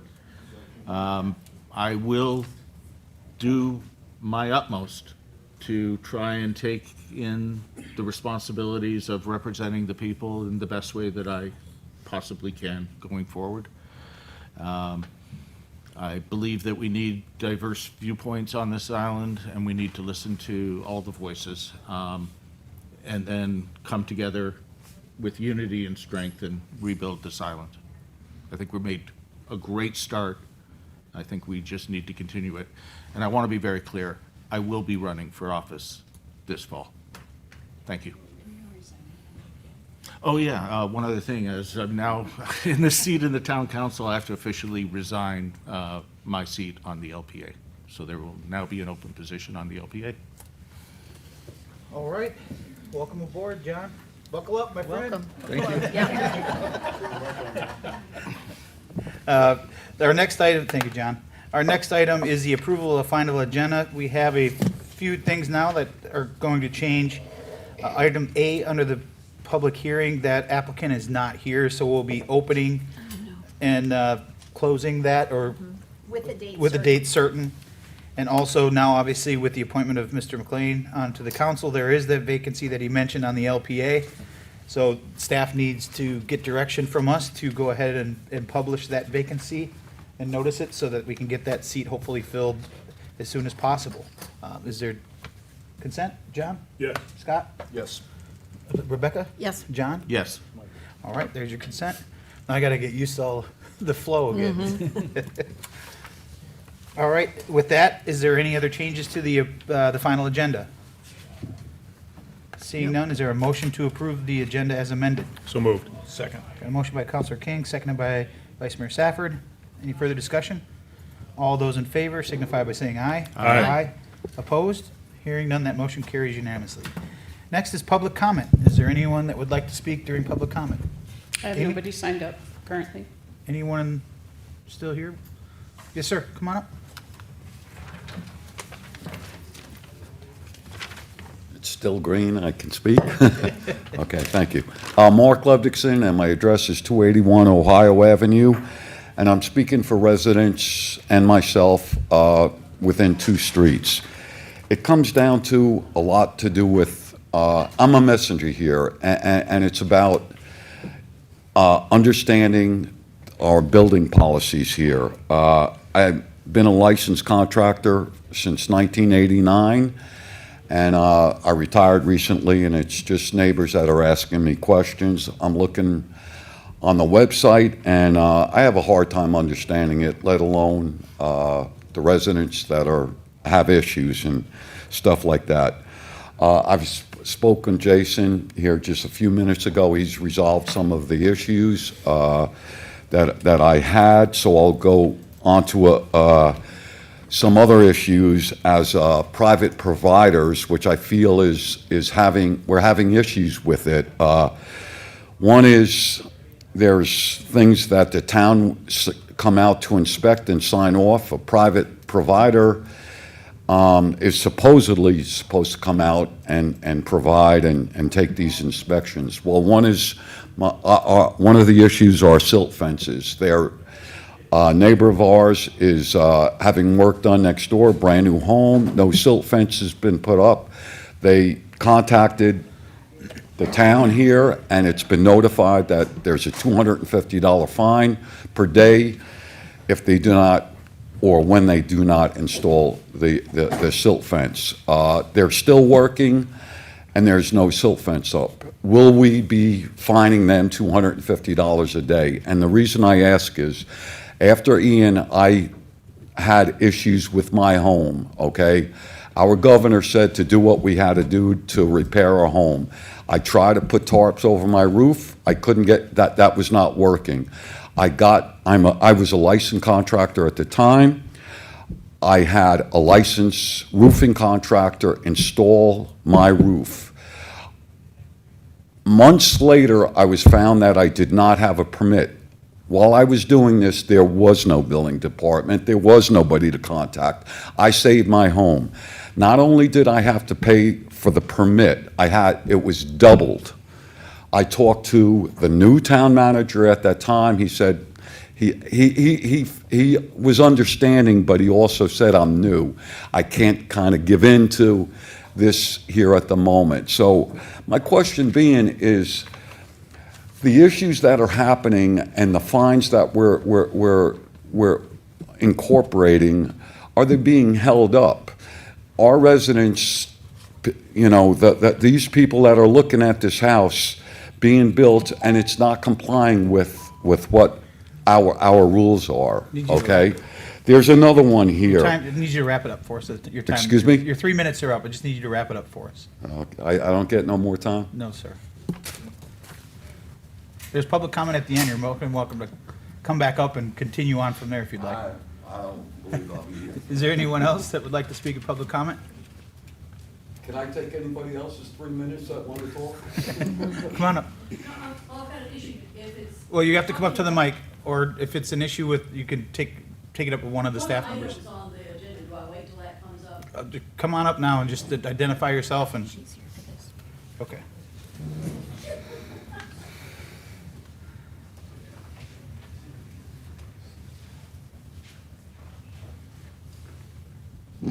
This is just about 173 Gulf Island. We just need your name, ma'am, for the Oh, record. I'm sorry, Robin Gorental. I Okay. live on 158 Mandalay. Okay, The ginormous deck that they're proposing to build at 173 Gulf Island, this is a nice neighborhood that's been around since like the 40s. It involves 4 streets. Anyway, that's beside the point. This particular house already has 2 points of egress. They've got a really nice deck that faces the bay. Granted, the other deck is a little smaller, but I'm concerned that the proposal they're making is a huge deck that's going out almost to Gulf Island Drive. And is that really necessary? I mean, they're not doing it out of hardship. They just want I think a big party deck. And I think it's not appropriate for our particular neighborhood. They do rent this house. They rent it a lot. And I'm not looking forward to all the noise from the renters. It's bad enough, the noise from the pool area, but that's just how I feel about it. I'm opposed to that giant deck being built on that house. all right. Thank Thank you. Anyone else? All right, seeing none, we'll close public comment. Local achievements and recognitions. John, we'll start with you. Just quickly, I want to say congratulations and welcome back to Point Estero Beach Resort. Their $15 million in renovations is just fantastic, and thank you for letting us be a part of your opening. Scott? I want to give a shout out to town staff. This process was very transparent and well done, well done. And then just this morning, I had 3 or 4 friends come in and they had some issues and helped them get going, and they're all taken care of. And staff is just, I'm getting so many great comments on how well the town staff was doing. And that's a reflection of you guys, so thank you. Thank you. Rebecca? I would kind of piggyback off what Scott said, but specifically about this whole process of filling this seat. I think they did a great job making sure that the public was involved and felt involved. So I know it was a lot of extra time, and thank you for that. John? I just want to recognize that Saturday, or this weekend, was quite a weekend on the beach. We had fashion shows, we had... Is your mic on, John? Make sure your Oh, green light's sorry. on. Push the button. Yeah, we had fashion shows, there was just so much activity on the island, it was wonderful to see. I just love the vibrancy, and it feels like we're in season. It's great. Very good. Well, I just want to reiterate a couple of the comments that we had here today. Obviously, John, thank you for bringing up Point Estero. They did have a great ribbon cutting, long road, but they spent the time to do it right. I think they said they redid every single room in that resort or in that condo. which I didn't know, which is really neat. So they've got a really great layout over there. Thanks for inviting us all out for that ribbon cutting. And also, I want to say thank you to the staff as well. I recently made some comments about permitting that I probably didn't qualify enough or go as far as it did. My comments were not directed at our staff by any means. They were directed as a whole. And what I mean by that is I've talked since the storm, you've probably heard me say it a million times. When it comes to permitting, it's not just a staff issue, it's a contractor issue, it's a homeowner's responsibility, it's everybody's responsibility. And unless we keep the missing part I think we have right there is the communication part. If you're not communicating with staff, it's hard for them to get you the answers that you need. So if you have issues, make sure you come to the staff. And I'll give you a perfect example that I gave not that long ago. A person had been waiting for a permit or a closeout permit for over a year. They had no idea that there was a $60 unpaid fine, or not fine, but a $60 unpaid fee that was left to pay to be able to close it out. Contractor disappeared, can't get a hold of the contractor. Homeowners frustrated with the town, had nothing to do with the permitting staff, had to do with the simple $60 fee. Once we knew about it, it was taken care of, the permit was closed out. So when I say there's permitting took a step back, that's what I mean, is it takes the communication from all of us to be able to talk back and forth amongst one another, to make sure that we get this done. Staff is here to answer questions, I think as Scott just said today. People, you talk to staff, they'll direct you, you may not like their answer, but they will direct you in the right way to make sure that you get the resolution as fast as you can. So, again, I apologize to staff, my comments came as a shot at them, because that was not my intent. It was a shot at everything in general, not just one specific group. So keep up the hard work. Thank you for everything that you do. And let's hope we never have to discuss it again. Next is the advisory committee items, reports, and appointments. Mr. Nussbaum is here from MRF. Good morning, Mr. Mayor, Mr. Vice Mayor, councilors, town staff, and public. I'm Dave Nussbaum. I'm here to report on the February 11th MRF Advisory Committee for the town of Fort Myers Beach. We had 2 MRF awards that we gave out, one to Kathy Turner of the Garden Club for their generous donation of trees that we gave out during the planting of our Gumbo Limbo at the Blue Gym on Arbor Day. Secondly, we gave a MRF award to the FWC personnel for their above and beyond duty during shorebird nesting season. We had 2 presentations, one by Dr. Davies regarding the improved resiliency of dune restoration, and it only verified the town's efforts to plant dunes and create the resiliency. He was primarily showing the impact on narrow beaches between the landscape and the mean high water mark, but it did show that it was a preventative nature on wave action. And then Rebecca Schneider from FWC gave a presentation on the 2025 shorebird nesting season. Contrary to what some people have reported, we had an extremely positive season last season. We had record fledglings coming out of the 3 endangered species. We had no nests from black skimmers, but the beach renourishment and the bridge had almost no impact on the birds. They are fairly resilient as residents of our island and came through and had a successful season. Rebecca asked that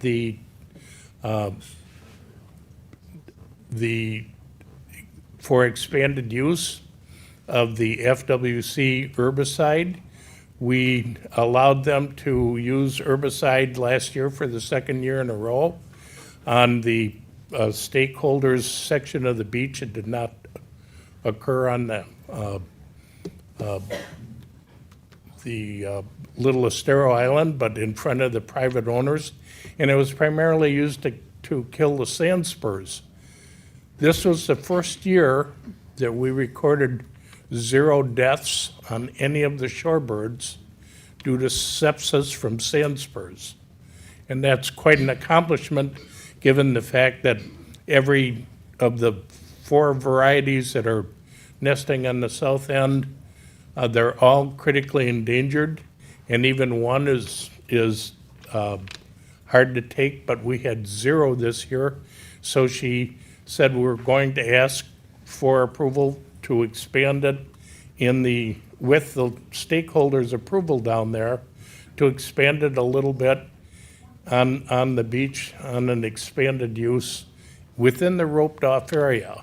They tried cleaning up some of the sand spurs by hand, but she said that was as disruptive to the birds and literally took away the whole purpose for roping off the area when you have people traipsing through the nesting area trying to dig up sand spurs.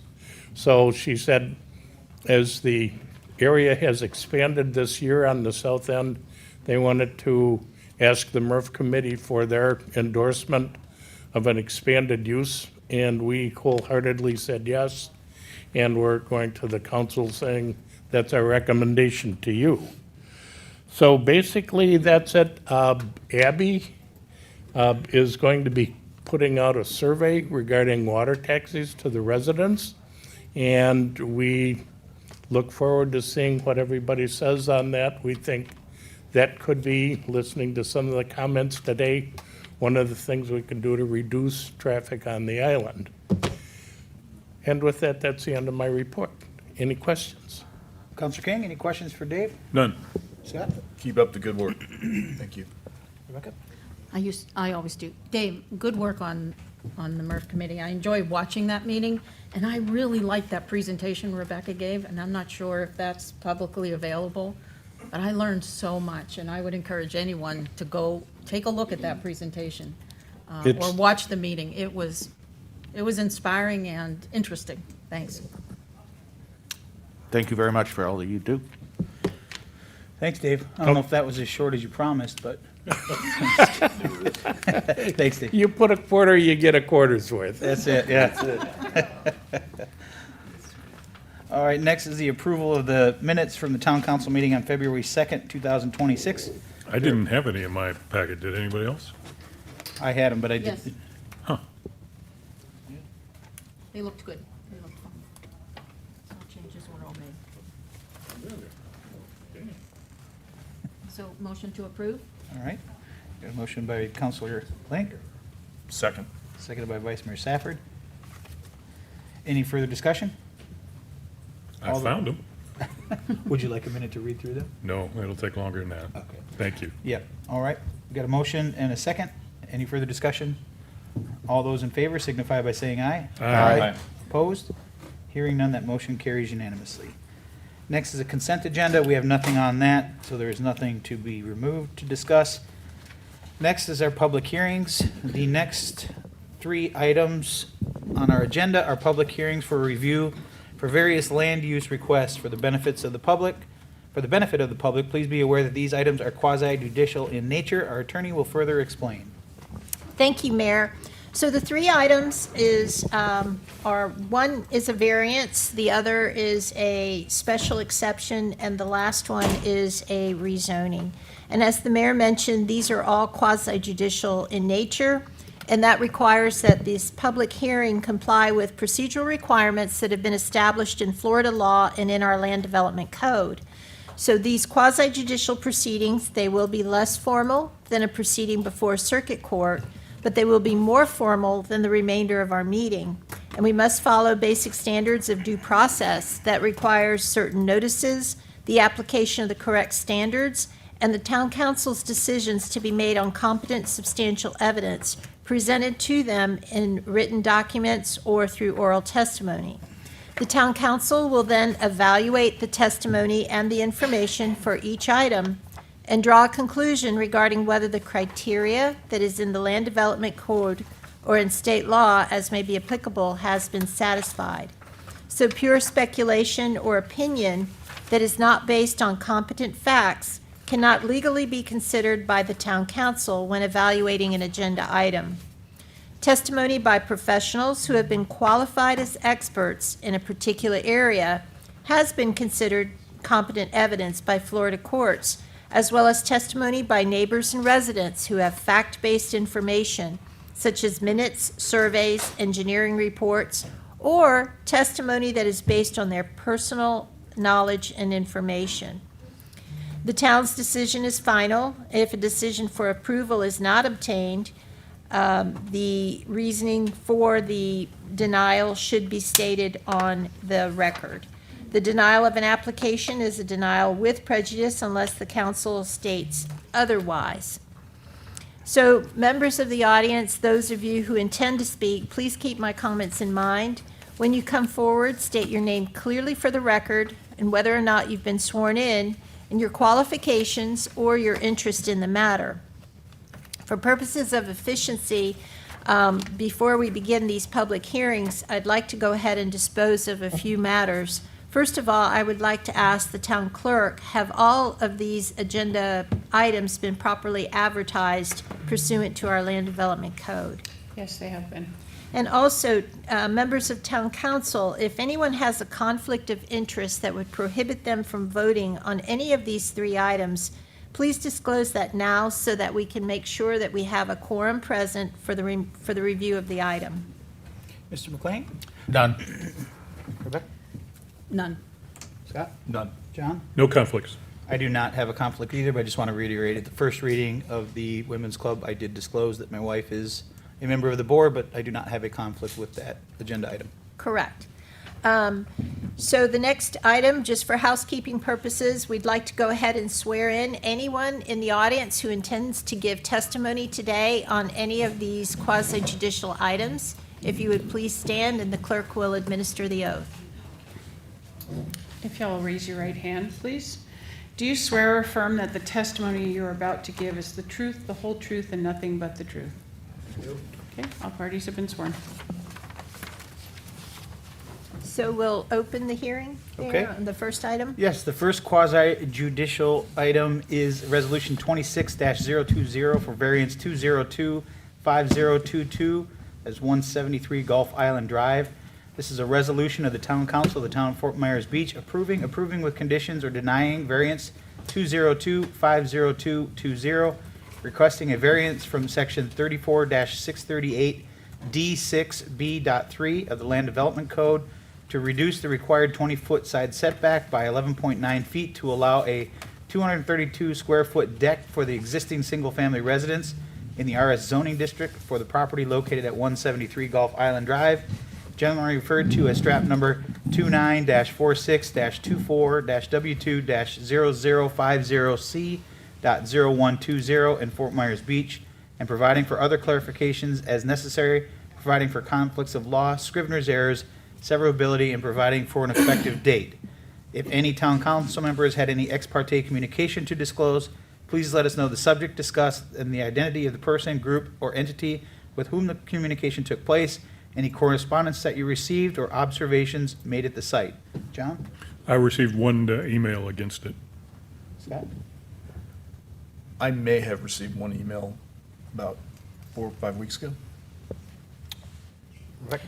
So, yes, regarding the ex parte discussions we've had lately, I'm going to make this a little more formal. Mayor and council, for the record, I have an ex parte communication related to this specific item. On February 12th, 26th, I received an email from a third-generation resident of that neighborhood opposing the variance. I responded by email that I would take the comments into consideration, as well as any other information that comes before us. No promises, no guarantees were given. I also drove by the property yesterday to take a look at it for myself. I'll pass that down to Amy. Thank you. Mr. McLean? I have none that I can recall. Yeah, I also had a email that I received from a resident opposing this request. But I do not know the specific date of that email. It's probably the same one. More than likely, but. Jason Smalley has been qualified as an expert already by this town council, and based on his education and experience, has been accepted as an expert in the field of land use planning and development in the town of Fort Myers Beach. Are there any other individuals who would like to be qualified as an expert witness on behalf of the applicant at this time? We don't believe the applicant is here, so. Jason, go ahead. Hello, my name's Jason Smalley. I'm with the Planning and Zoning Department. Actually, Jason, hang on for a second. If we're just going to open and close this, do we really need to go into staff's? No, we don't. I think it's staff's position, and I concur with that because the applicant is not present today, we are addressing private property rights. It would be my recommendation, and staff concurs, that we continue this item to allow the property owner the opportunity to be here and respond to any questions that you may have. I also want to note for the record that during public comment, there were some comments made by an individual who I would like to go ahead and ask you to incorporate that into the record for this item as well. Okay. Do you need a motion So for that? We do. So it would be a motion to first to incorporate the prior comments into the record, and second, to continue it to a date certain. And I look to Mr. Smalley as to what date that would be. All right, let's first start with a motion. Is there a motion to incorporate the comments made at the general public comment to be included into this public hearing? So moved. Second. Got a motion by Counselor King, seconded by Counselor McLean. Any further discussion? Counselor King? Aye. Counselor McLean? Aye. Counselor Link? Aye. Counselor Safford? Or Vice Mayor Safford? Aye. And I'm an aye as well. That motion carries unanimously. What's that date? Give me just a moment to confirm when the next one will be.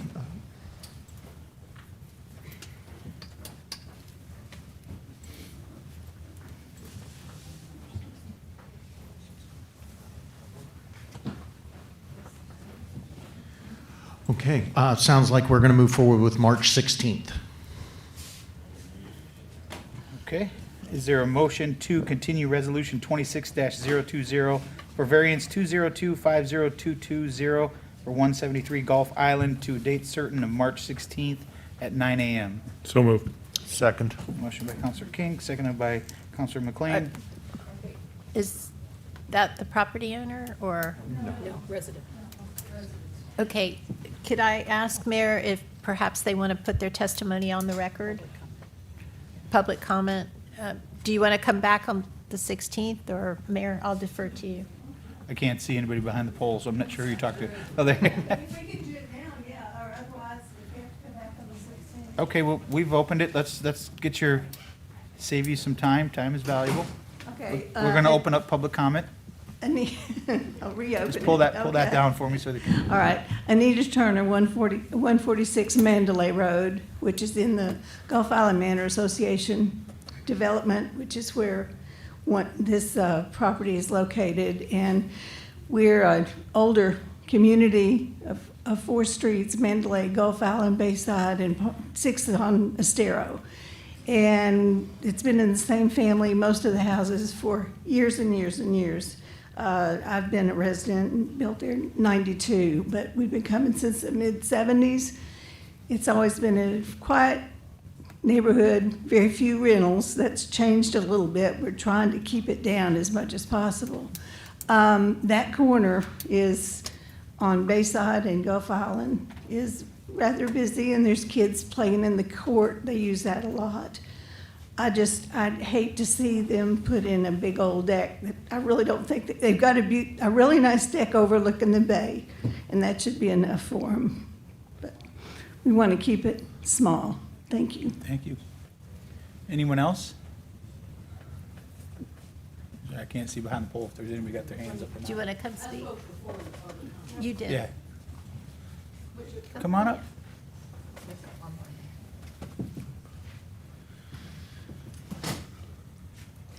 Hi, I'm Susan Crawford. I live next to the property, 173.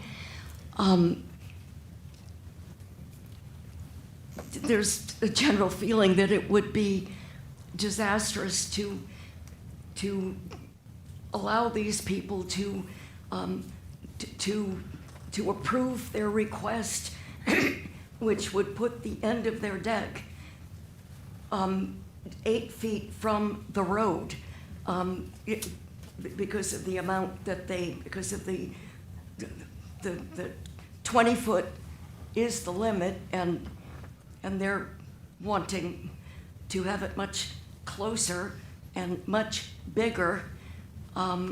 It's a rental, they just put in for short-term rental.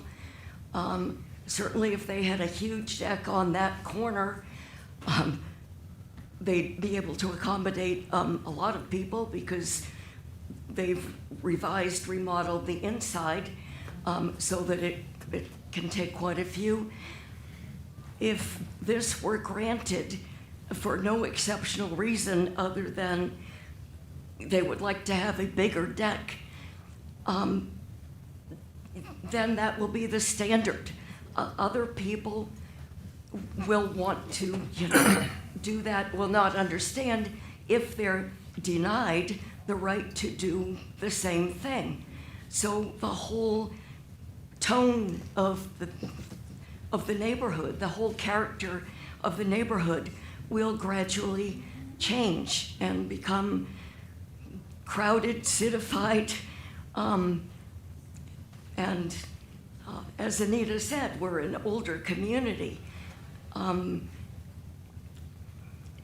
It's not what we want.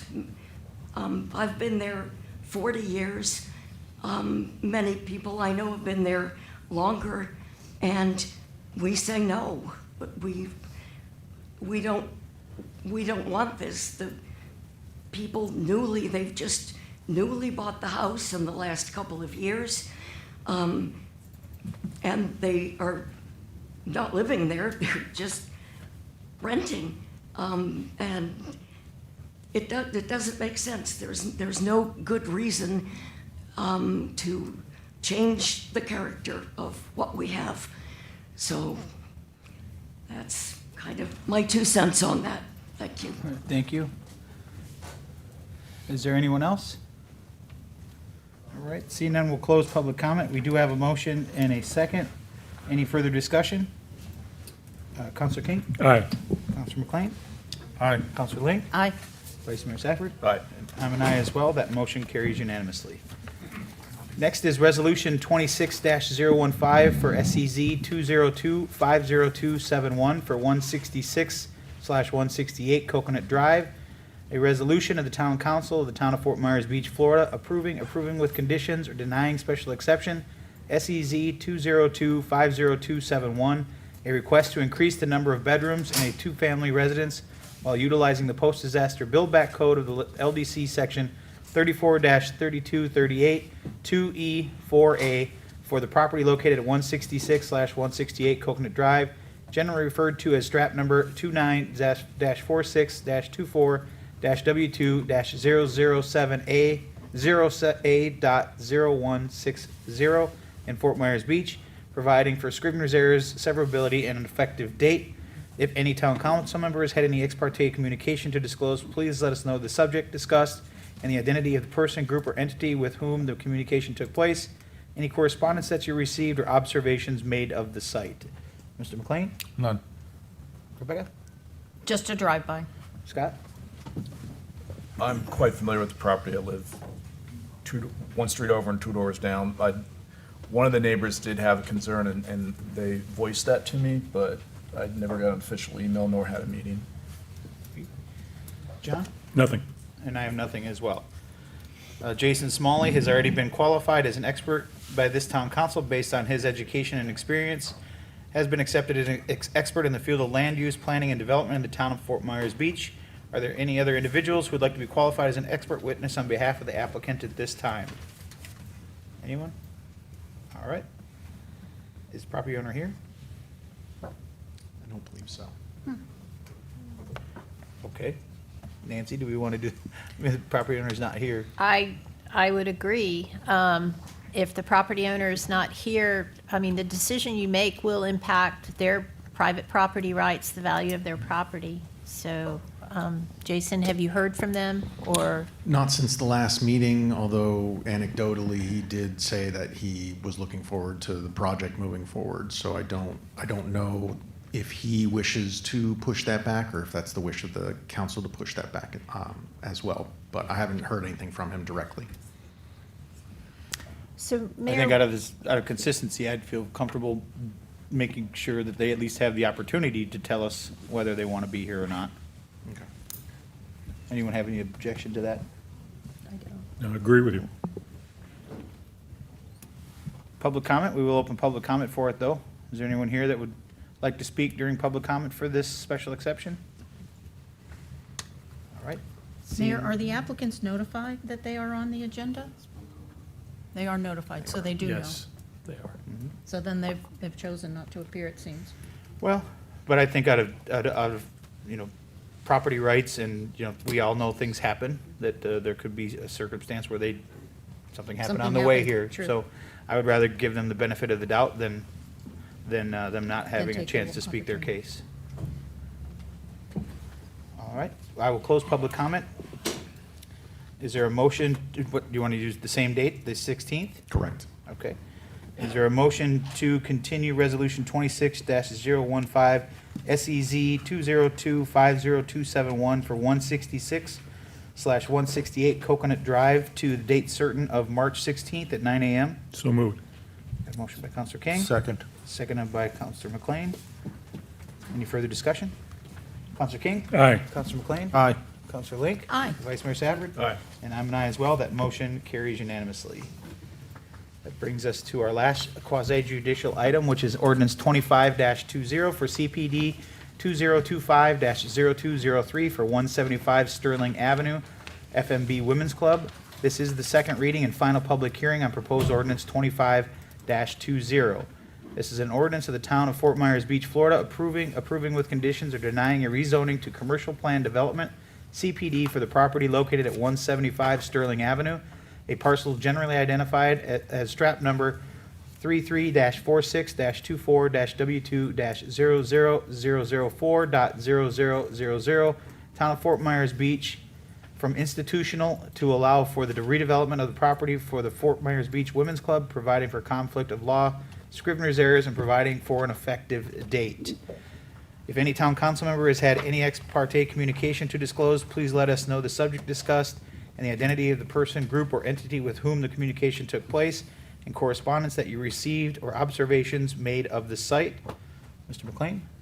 While I was a member of the LPA, I had a meeting with Studio AD and their representatives. I can't recall the date of that. I could look it up, though. Rebecca? None, Mayor. Okay. Vice Mayor Safford? I believe I had one email about the size of the parking lot, and I had some private conversations, again, no official meeting, with some neighbors. So, John? I too received an email against the against this project, and then had a discussion with Mr. Vanass just a few minutes ago. Yeah, and I've received an email from someone that was opposing it, but my understanding is they didn't necessarily understand what the ask was from the first meeting. I did reply, did not get a reply back from them after explaining what was potentially changing versus the second reading.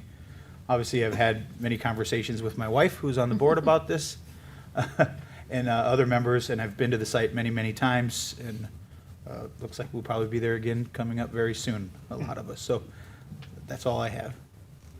So before we go further, there's been a lot of disclosures that have been made. Clearly, everyone knows about the Women's Club. So I do want to offer them the opportunity, if they want to have any questions raised of any of the disclosures that have been made. And when you say they, I assume you mean the Women's Club? The Women's Club or their representatives. No? Thank you. Okay. All right. Jason Smalley has been qualified as an expert already by this town council based on his education and experience, has been accepted as an expert in the field of land use planning and development in the town of Fort Myers Beach. Are there any other individuals who would like to be qualified as an expert witness on behalf of the applicant that were not qualified at the first meeting? Well, everyone that has raised their hand, but Mr. Inc. and Mr. Ambrose, I've been more than once approved as an expert in their field.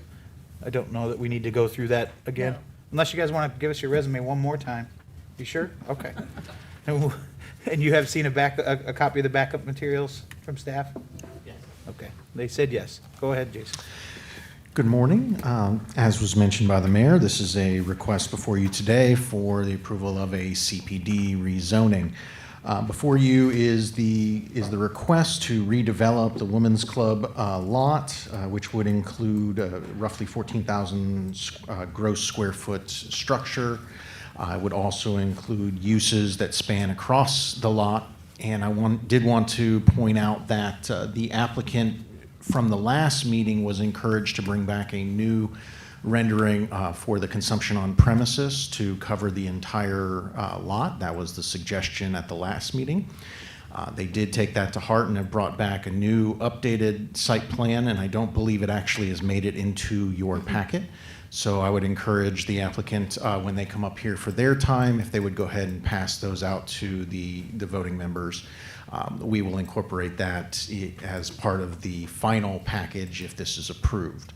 I would note that this morning when I talked to the applicant's representative, they made the point that the COP area had been expanded to include the parking lot, but they wanted to have it set up to where they would have to come back and request temporary use to utilize that parking area. So it would open up the ability to do it. They are offering to come back on each time that they want to utilize it so that the town council has the opportunity to give their blessing to the use of that parking area. Otherwise, the COP area is being extended as a by right activity in the CPD to the grassed areas, to the building, and to the elevated deck on the building. So that's what they brought before you today to discuss. There was also a discussion at the last meeting about whether or not the town could put a condition of approval into there that would limit the sale of the property in the eventuality that they did want to sell it in the future. That would limit it to a nonprofit or a some sort of nonprofit organization.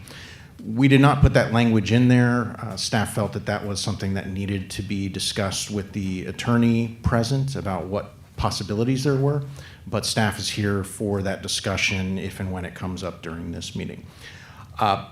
So the applicant is here. They are here for any questions that you may have. One last thing I did want to point out, this is a housekeeping issue from the first meeting.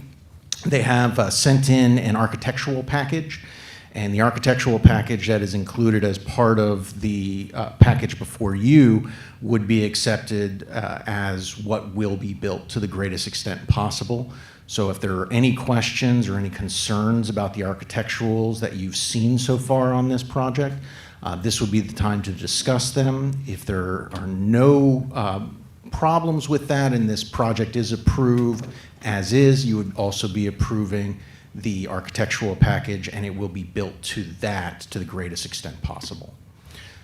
I know I've gone over a lot of ground here since that first meeting. Are there any questions for staff? Mr. McLean, any questions for No, Jason? I'm fine, thank you. Councilor Link? No, I just would like to continue the discussion about nonprofit language with Nancy at the appropriate Okay. time. Vice Mayor Safford? Me as well.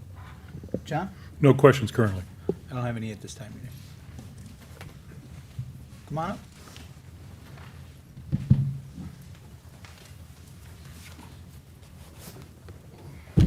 Good morning, for the record, I think. James Still good Inc. morning. I think it's still morning. Yeah, still good morning.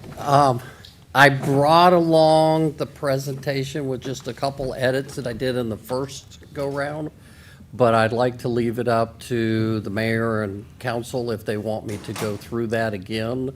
I know Mr. McLean saw it at the LPA of those parts, so it's up to you whether you want to go through it or we'll just talk about the two items that have changed since the last meeting. I'm comfortable going over just the two items. I don't necessarily need to, I did Okay. see it at the LPA, but Rebecca? Agree. I concur. Johns? Yes. Yes. Thank you. The two items that we discussed on the first part was the COP, which the consumption on premises is really the basis of why we're here in the first place. As you know, the Women's Club's been here forever. It's operated for a very long time, well before the town existed. And as part of what they wanted to do is they wanted to bring in the COP, which would have required a special exception to do the COP just as that. And the basis of that is we were a legal conforming use on the property.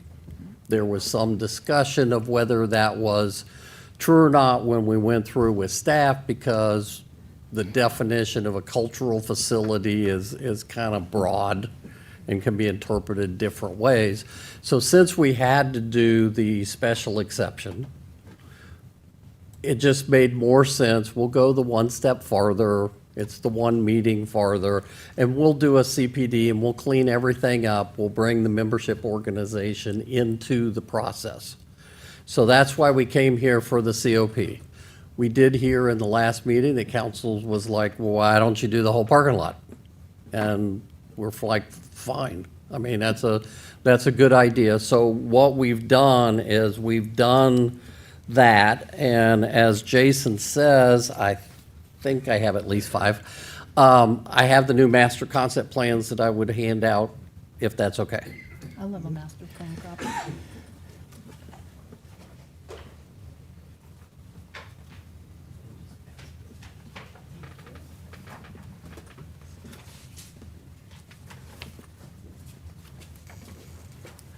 As they're being passed out, the change really exists. It's a little hard to see on the print, but not that hard. There's a crosshatch area that was the COP that was on the event lawn, and it was on the deck upstairs, and all we did is extend that out to the parking area.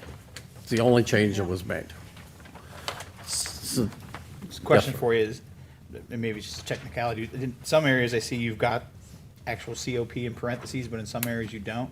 Is it critical to staff or anyone to have the letter COP, like on the upper deck you've got it, in the opening event you have it, but you don't actually have it on the building itself or the parking lot? Is it, I'm just asking, I don't know if it's critical. to have In the it or bottom not. left-hand corner, there's a little legend that talks about what the hatching means. Yeah, it's, well, again, I Yeah, see it on the outdoor, bottom there you left, go. but I don't see any hatching on the building itself. The Again, building it's just inside itself is not covered on a consumption on premises. It's outside, Just outside. outside.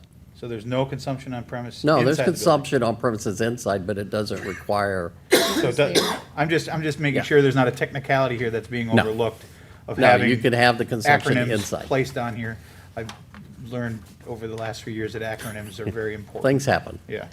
Okay, if everybody doesn't have an issue with it, I don't have an issue. Just wanted to Yeah, make that's why it's not there, is it's inside the building, which does not require any action whatsoever.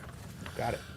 So that's the COP part. The other secondary part was the membership organization, and there was a comment made about restricting it to nonprofit. I went back and I researched it, and I looked to and fro on a membership organization, which is essentially just an organization that has members. Structure, no structure, bylaws, no bylaws. It's just a membership organization. Nonprofit is a whole other situation of that's an IRS ruling. That's how you go to become considered a nonprofit. And there is a multitude, far more than I even knew when I read the IRS information on this. There's lots of different kinds of nonprofits. And it came up to the conclusion, I'm not an IRS expert, but it just came up to my reasonable conclusion that you can do pretty much any business as a for-profit or a nonprofit if you meet the qualifications that the IRS requires for the nonprofit. But you can still do the same thing. So when we went through that, we kind of made the conclusion that to not limit property rights, to not have unintended consequences, that we were just going to leave it alone as a membership organization. Going through the comp plan and going through the land development code, nonprofit has very, very little language on what's considered a nonprofit. I think the only one, there's like 4 things, and the only one that was relevant is a school can be a for-profit, a nonprofit, a religious, and that's the definition. That's the only place it really shows up that nonprofit shows up. So just came to the conclusion that adding something that is not really defined, and if we got down the road somewhere and it became part of, and I'm not here, you guys aren't here. It just became a private property issue that could have some serious unintended consequences. So that's where we are. What I'd like to do is, there's other people probably gonna speak on this, is we can do the public hearing and then reserve my right for rebuttal, and we can go through that, and at that point, we can address anything. If you have questions now, I'll address them, but anything after we get there, we could talk about. Counselor King, any questions for Mr. Inc.? Nothing currently. Not right now. Counselor Link? Not now. Counselor McLean? I'm good. Thank you, sir. Okay, thank you. We'll now open up public comment. Are there any members of the public who wish to comment on this matter? If so, please come forward to the podium and identify yourself, provide your address, and whether you were sworn in. Ron?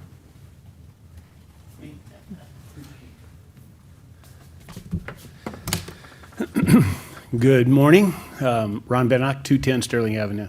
I live across the street from the proposed Women's Club that's going to be coming up. I was at the LPA back in December. A letter was put on record for me back in January, because I wasn't here for the council meeting, but I am here now. One side note real quick, maybe why those other two people weren't here was because the sign that is on the Women's Club said that this meeting was supposed to have been yesterday. We have a problem with those dates. So I ended up coming down here to find out when this meeting was, and they said, oh, that's President's Day, so the meeting's today. But on the property, it says the 16th. So, Hold up there for a second. Nancy? So we did the right thing on those other two cases by continuing them. I don't know, what is on the sign for those two other cases. However, in this one, the date is incorrect. I guess I'd defer to Amy on the ad. Did we get today's date on the ad? Do we have any pictures of this sign? Anyone? I do. She's going to look it up. The property representatives and the owners are here. So notice has been given, You want to but see it? Sure. the signs are in addition to what's required by, no, I believe you, sir. I just wanted to see it. Just. But Florida statutes does require a proper advertising, and if the date didn't get changed, then we might have to re-advertise it. The date in the news press was for today, February 17th at 9 a.m. So we've complied with state law. Possibly we've made an error with our code of ordinances and the noticing that's required there. However, that is above and beyond what is required by statute. So I don't think that in and of itself would create an issue regarding the noticing. But I do thank you for pointing that out. And yes, that may have been the reason why the other two were not here, but council, I think you did the right thing by continuing those hearings. We'll finish up, Ron, and we'll have a discussion. So, as I said in December in my letter that was read in last month, that I fully support the Women's Club and what they do and everything they do. I would support their stuff moving out to the parking lot. I have nothing against the Women's Club at all. They do great work. As a matter of fact, a couple of us are going to join. I'm going to get my membership put into the Women's Club. But my concern is the changing from institutional to commercial. Again, and this is, my concern was that if it ever gets sold, now they're selling a piece of commercial property and right across the street from me is going to be whatever. Well, all of a sudden now, coming up in March, they're going to be voting on putting it together a board for when they if they go to sell it. Now they're they're trying to raise money to build it, and I'm all for that. But then let's put a committee together for if we go to sell this property. So they're looking at trying to sell it, also trying to raise money. It's just, there's just too much going on. So even though I support them, if we can't do something to where in a deed that if they sell it, that it reverts back to institutional, something to protect the neighborhood from this commercial property that they're trying to get it changed to commercial property. And if not, I would say if we could table this for next month, let's do some more research to see what we can do to protect the neighborhood from them selling a commercial piece of property. That's my concern. I have nothing against the Women's Club. I hope they do good. If they change it to commercial and they have it forever, that's great.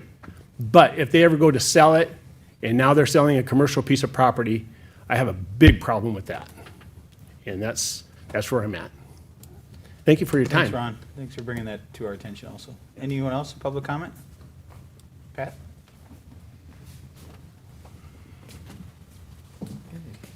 Good morning. My name is Patrick Vaness. I reside at 5711 Lauder Street, which is 2 houses removed from the Women's Club. Just wanted to start by saying 100% support the Women's Club and the mission. And I've emailed all of you and reiterated that. Just like to explain and clarify the concern from myself and also from my neighbors. So right now, the idea is to rezone to CPD. There's a list of uses within the CPD. The main ones are membership organization and recreational facility. So without any additional language or caveats to those uses, technically it could be sold next year to a private entity, and someone could build a private club. There will be nothing in the zoning limiting that. And a private club, I don't know if I necessarily object to that. I just think that it is materially different, private club versus a nonprofit organization that we all know and love. So what I would like, and maybe the suggested language of limited to nonprofits only is not the right language, but we can define the use. That's the beauty of a CPD. We can define exactly what we mean, and other communities have terms such as fraternal organizations, cultural organizations, and this is the prerogative that we have. As part of CPD, we define what that use is. And I think if you keep the use consistent with what the Women's Club is today, neighbors 100% support it. But if it's open-ended and it could be sold to a private entity, that private club could be materially different. We don't know what the impacts could be. And I think the right thing is to just come back at that point, if there's a sale, present what is desired, and let the neighbors comment on it, and let the council also opine on it. And again, like I said, I don't think I necessarily have a problem with a private club. I just would like to know what it is and have a chance to provide my opinion. So I think there are easy solutions here. I think we 100% support the mission. Let's put up some guardrails and let's find the right definition. I have talking to your staff. Jason is aware that other communities such as Collier County and Lee County have much broader use definitions than we have, and we could maybe borrow one of those. Thank you. Thank you, Patrick. Anyone else? All right, seeing none, we'll close public comment. Do you want to say anything before I say something? Go ahead.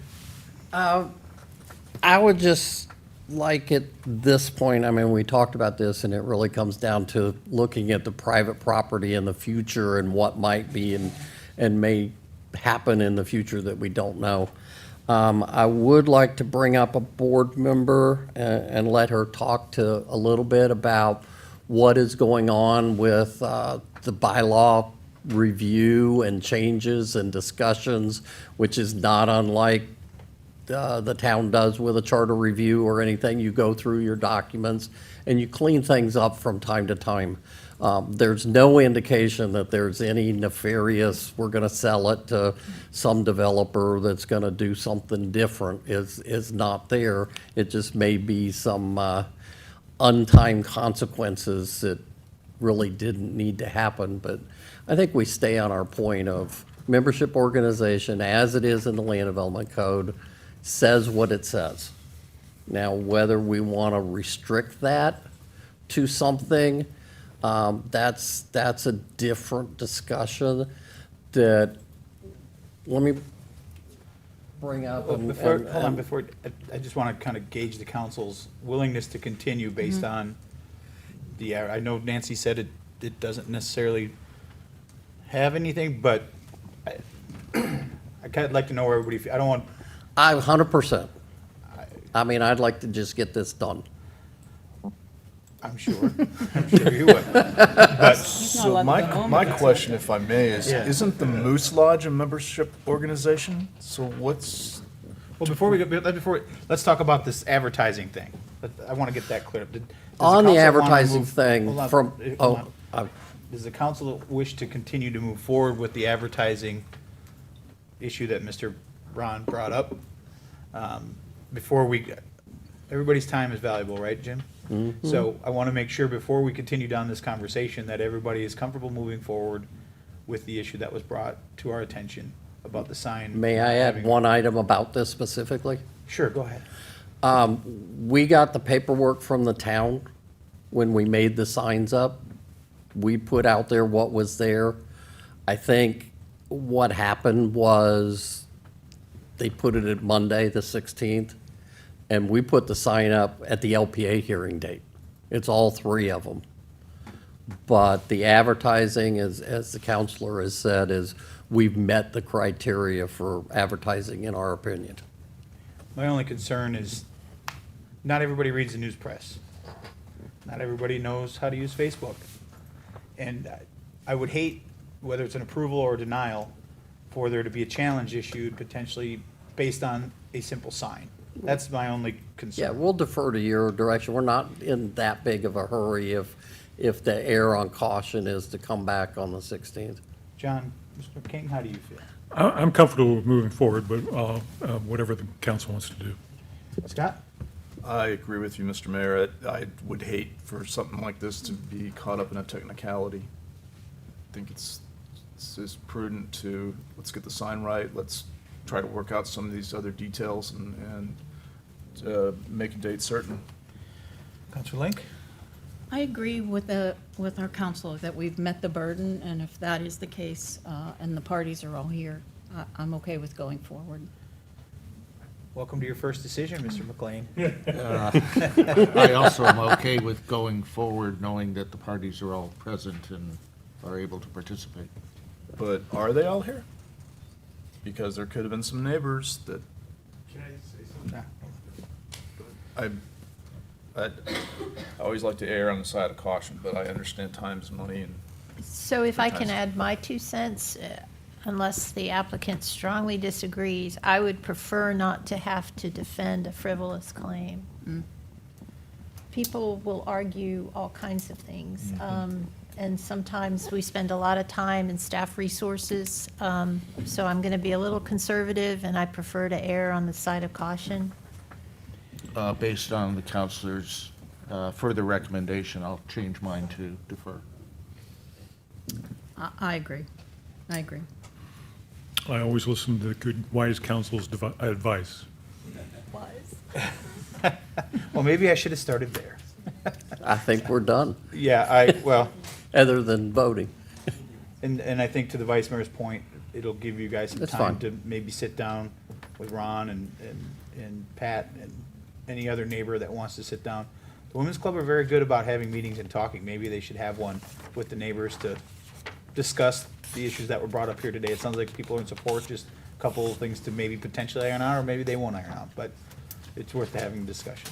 Sounds like a good idea. Mayor, right. may I have a question, or Yes. should I save it for the next meeting? You know what, it's up to you. If you think it's important to ask now, then. It's a clarifying question because it may require some work on your behalf. So we talked about, Patrick, you said about defining uses. Is it ever allowable to define what we do not want it to be? Like, could we say we do, under no circumstances would it be a gentleman's club or a gambling facility? Like, we just took the few things that we know, we never want them there. Can you say what, can you define what it shall not be? To me, this whole thing kind of resonates around property rights and what people's rights are for their properties and what they're not.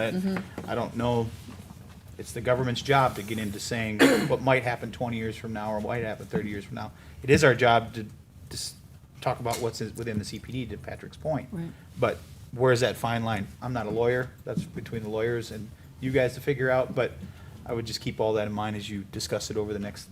I think the mayor is wise that a meeting in this interim is with the two parties is wise and will happen. Okay. Thank you, sir.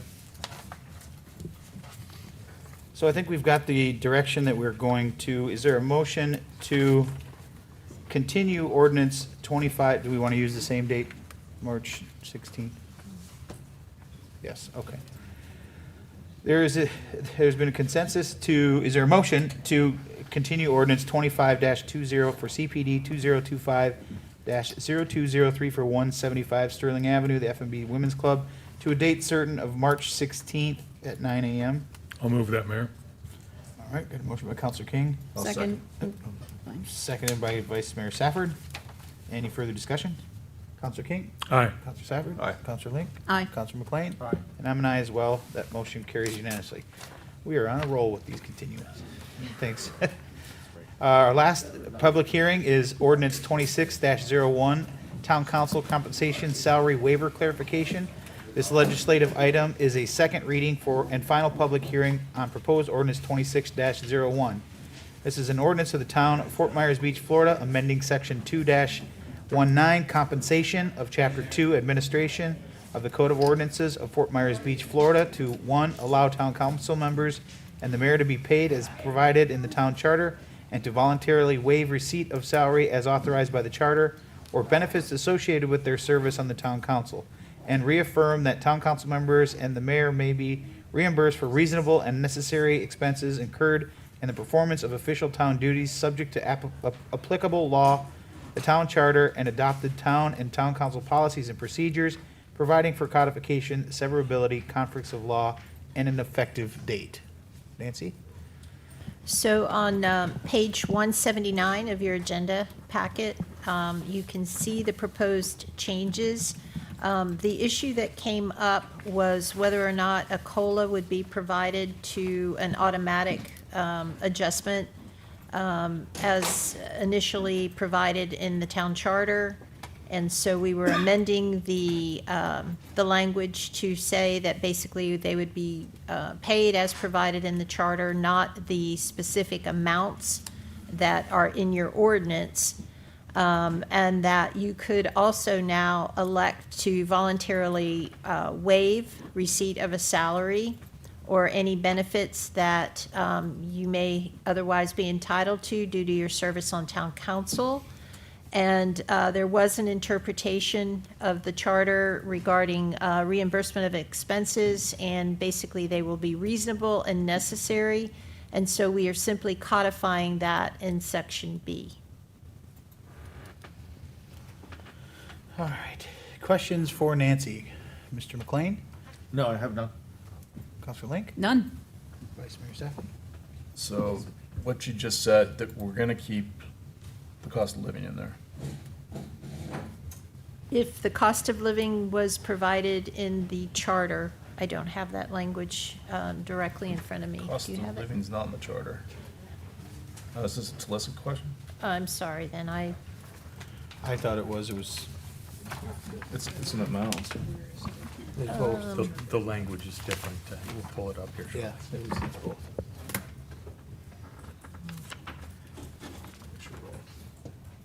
Just wanna make sure we're all on the same page. Because we've been talking about this in the charter review for 3 months now. About Yeah, I think where the confusion came, and Talisa will help us, is that it referred to COLA, but it also referred to specific amounts in two separate parts of the charter. And the town has continued since its incorporation of using the set specific amounts, not the COLA amounts. Is that correct? That is not correct. It changed 3 years ago. Well, that's what I think she's trying to So clarify. Okay. if you have that section, I don't have it directly in front of me. Section 4.05. But it never changed from 95 till then. That was the issue. Yes, there it is. Talisa Oliveira, Human Resources Director, for the record. So regarding the salary, it is specifically stated what the salary amounts are for each town council member, but it also states that town council members are eligible to receive across the board increases as all staff receive. So a COLA would qualify for that. And then it was 2024 was the first time that the town, since I have been here and that I'm aware of, implemented a COLA for all staff. And so effective that day, October 1st, 2024, the town council members also received the COLA aligned with staff. And they have every year since that point. Did that answer your question? Yeah, and this codifies all that, is that correct? Yes, Okay, so there's no so- change to the charter language regarding that, but the change is to the breakdown of the payment from the initial amounts that were in the charter. The Okay. 1,200 per month and the mayor's payment of 1,400. So then we eliminated that and just basically said, as provided in the town charter, which does have the COLA across the board. Let me read the sentence. So it starts off, effective April 1st, 2016, the base pay would be $19,200 annually, and council members will be paid $16,800 annually as compensation for their services. So this eliminates, on page 179, that first line, just substituting in shall be paid as provided in the charter. The charter then reads, compensation shall be revised annually based on across-the-board adjustments budgeted for staff and administered at the same time as town employees, which we made no change to that, but we did add an additional option that you have to voluntarily waive the receipt of a salary or any benefits.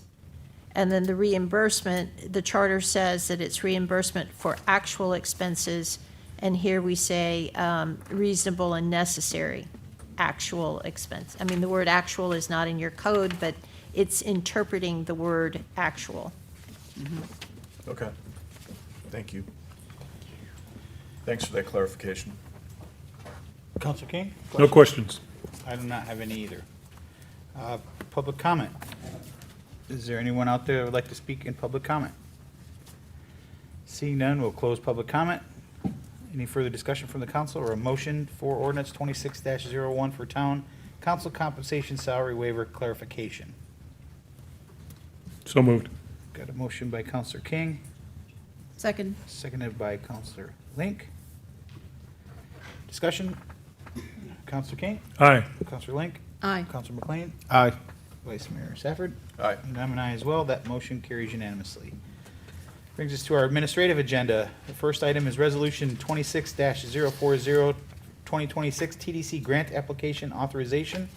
This is a resolution of the Town Council of the Town of Fort Myers Beach, Florida, authorizing the town manager or designee to apply for grant funding through the Lee County's Visitor and Convention Bureau's Tourist Development Council for beach and shoreline funding in the amounts of $1,151,416 for beach and shoreline maintenance, $26,267.00 for an accessibility capital project at Albatross Street, and $150,000 for a capital project to repair 3 kayak launches, authorizing the town manager or designee to execute all related and necessary documents and providing an effective date. Thank you, Mr. Mayor. That pretty much summed it up. I'd like to ask Joe and Jeff to maybe stand up if the counselors have any questions specifically about these project or these recommended requests for TDC funding. Any questions for Joe or Jeff? Counselor McLean? None. Counselor Link? None, Joe. Counselor King? I guess I'm stunned that we have to approve and ask for a grant, but that's, but also, can you explain more on the beach and shoreline aspect of it? You want me to go for that? So we typically, when we do apply for a grant, we usually ask permission from the council to do so. It's just kind of, I don't know if that's the actual policy or we just, Sometimes they ask for a resolution as part of the application process that shows that Required. the municipality is indebted to actually putting up a match if that's one of the requirements. yeah, and there's in-kind match on this, but no monetary match as far as, putting down a certain amount. And then the beach and shoreline maintenance is just one of the things that TDC funds that we get. The other thing we do get as a town is a marketing grant through TDC. So those are the two pots that we get out of. So we can do anything that's beach and shoreline, including the Mound House, which is also has shoreline with the kayak launch and the restrooms for visitor services. So what exactly? Councilor So King, do this you is want- different than what we've been talking about, putting sand on the beach in essence. Correct. This is our annual, kind of our annual TDC For more ask for. beach access Yeah, for the. improvements or? Yep, staffing, if we need any new Kubotas or Polarises, there is money in there for vegetation, those kind of things to improve the beach accesses and maintain the beach accesses, those kind of things. So just anything related to the beach, that we have, and I think the amounts are in the packet as what we requested. But and then we do have additional capital projects that we're going for. Albatross beach access. We're going to try to do an ADA compacted shell, which is kind of new, and see how that works. And then we're going to try to repair all 3 kayak launches on the island that we have, including Mound House. Thank you, Jeff, because I think some people might have got confused with the beach and shoreline funding Yes. aspect of it. So thank you for clarifying that. Yeah, so TDC has a bunch of different ones. I mean, they have a sports authority, they give money to that for the stadiums and that. This is just one aspect that we qualify for as far as the TDC goes. Thanks.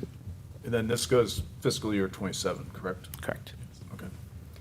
Jeff, quick question. So things like equipment and machinery, those things that are purchased and funded under this can only be used for those projects, is that correct? Okay. Correct, yep. But they will pay for any maintenance of the vehicles, so if, Okay. we need new tires for the Kubota that's TDC funded, that, and one of the caveats, just so everyone knows, if you don't know, is that we always label TDC items with a special sticker. It's Town of Fort Myers Beach and Tourist Development Council on there too, so, Perfect. yep. Thank you, I like that. Jeff and Will, and you guys haven't heard me talk about this, but I get up on a soapbox every time this comes around every year because ever since I've been paying attention, ever since I've lived here, it seems like we're in the same rut of asking for the exact same thing every single year, and the dollar amounts are almost exactly to. And maybe that's because that's what we think that we're all going to get. I don't know that we've ever really pressed the envelope. I've tried, and maybe Vice Mayor Safford will have better luck than I had, or Rexanne Hotsfrost had before that. But to me, it seems like we're always asking for the same thing, and we're not challenging. I mean, there's a lot of information. I mean, I've beat the dead horse over the Times Square, but I still think there's a path for that to be. It's the most used beach access in Lee County. However, we talk about traffic and we talk about things like this, yet we don't have any facilities, any restroom facilities for anyone down this entire beach. We welcome TDC, encourages people to come to the beaches, but we don't have any comfort stations, if you will, for people to be able to use up and down the island. We should be asking for things like that. We don't ever do that. Now, I Yeah. understand some residents don't want that next to their house, but there are some that would rather have them using a comfort station than their bushes. And, I just would like us to challenge staff to press the envelope a little bit. I mean, they may say no, but if we can make the argument, I know Nancy and I have talked about this, about there's a lot of ways you can legally word things that help our cause. And I'd really like to see us, I'm not going to hold all this up, but I mean, going forward, it'd be nice to be able to see us, we talk a lot about Moby Vans, we talk about garbage cans, comfort stations, all these things that are part of the beach and shoreline, but we don't ever ask for them. Yeah, We did in there, once. We did in there, every year we ask for Moby Mat replacement. And then they did just fund, was it 2 years ago? They funded the 2 restroom trailers, one at Newton and one that was at Palm. Yep. We're actually thinking about moving it because it gets damaged so much at Palm Avenue. But It's they not- did, It's not at Palm Avenue, it's not there. right, we pulled it because it was, Oh, I thought you said you're thinking about moving it. well, we have to repair it first. Oh, boy. So we've had to put a lot of money in Yeah, repairing it at that's that location. Yeah. So once we get it repaired, we may think about moving it somewhere else on an access. But yeah, so we have asked for those in the past, and we can definitely continue. It's just a matter of where we put them and what the council wants us to do. So Very good. Yep. Anything else for staff? All right, thank you, gentlemen. Joe, why don't you go ahead and just stay for the next one? All right. Is there a motion for Resolution 26-040 for the 2026 TDC grant application authorization? So moved. Motion by Counselor King. Second. Seconded by Vice Mayor Safford. Any further discussion? Counselor King? Aye. Vice Mayor Safford? Aye. Counselor Link? Aye. Counselor McLean? Aye. And I'm an aye as well. That motion carries unanimously. Next is Resolution 26-039, authorizing contract with Malden and Jenkins for auditing services. This is a resolution of the Town Council of the Town of Fort Myers Beach authorizing the town manager to execute a 3-year contract with Malden and Jenkins for financial auditing services in the amount of $59,300 for the first year and $60,950 for the second year and $62,600 for the third year, plus $5,500 for each additional major program to be audited. Authorizing the town manager to execute the audit and examination engagement letters for fiscal year 2025 attached to the contract as exhibits provided for an effective date. Joe?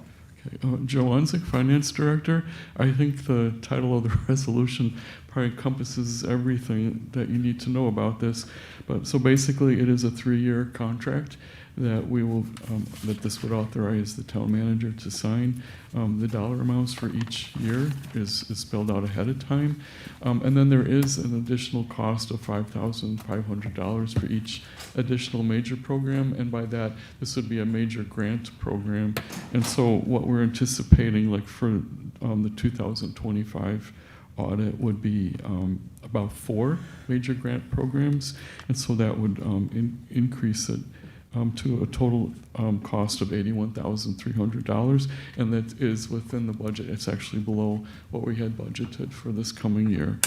And then there's also 2 engagement letters that this authorizes the town manager to sign, which is the auditor's specific outline of what the services that they're going to perform specific to the examination engagement letter, which is actually, they look at our investments to make sure that they're meeting the statutory requirements in terms of how they're handled.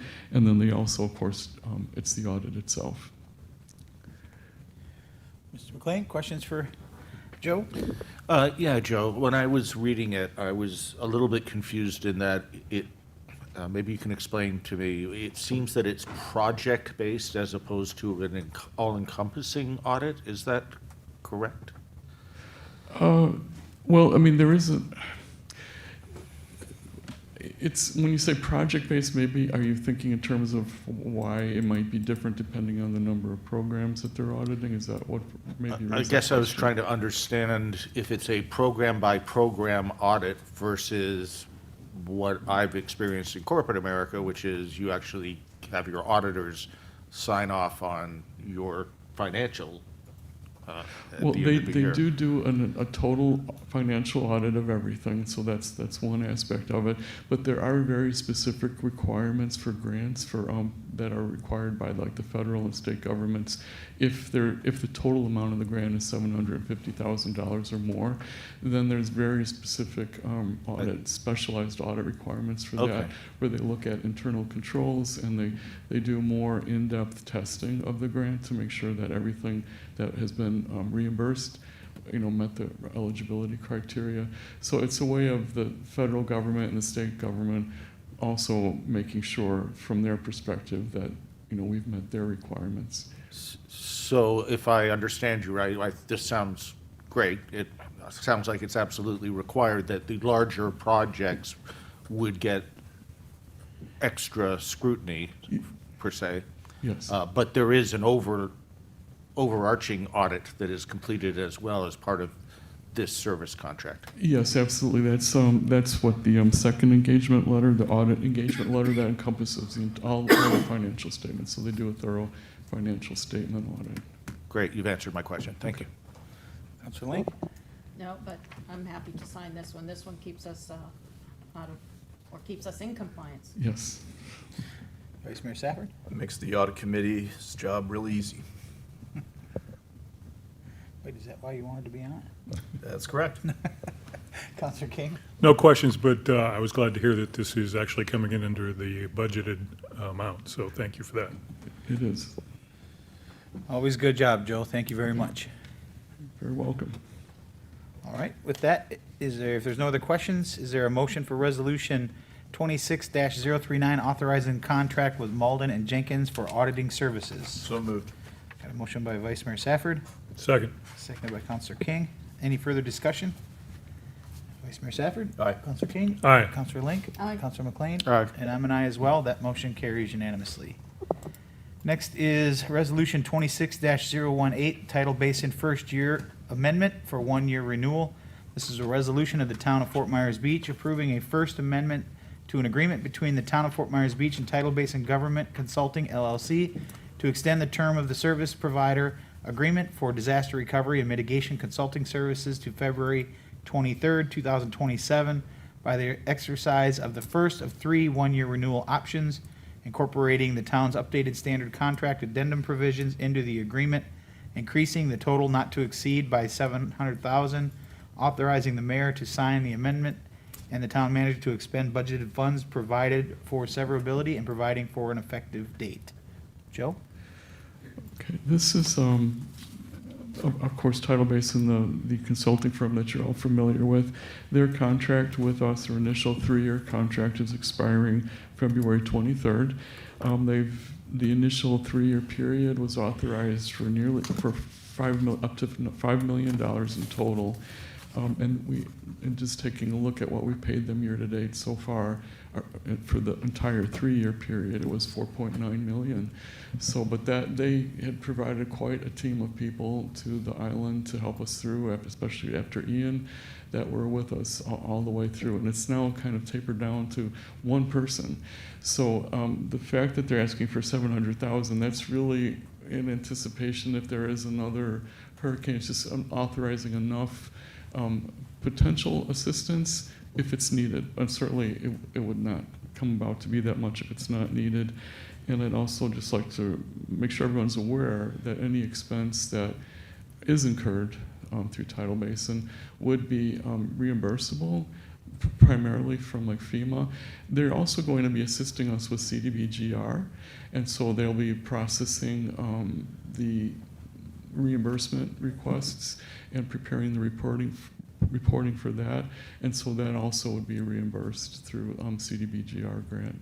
So it's kind of covering several bases. Okay. Counselor King, questions for Joe? None currently.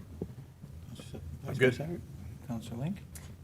So you're saying we're just approving up to 700, and doesn't necessarily mean we will spend 700. It's not a flat fee for them. It's Exactly, approval. Thank exactly. you. It's on a per hour basis. Gotcha. I'm fine with that, thanks. Counselor McLean? I have no questions.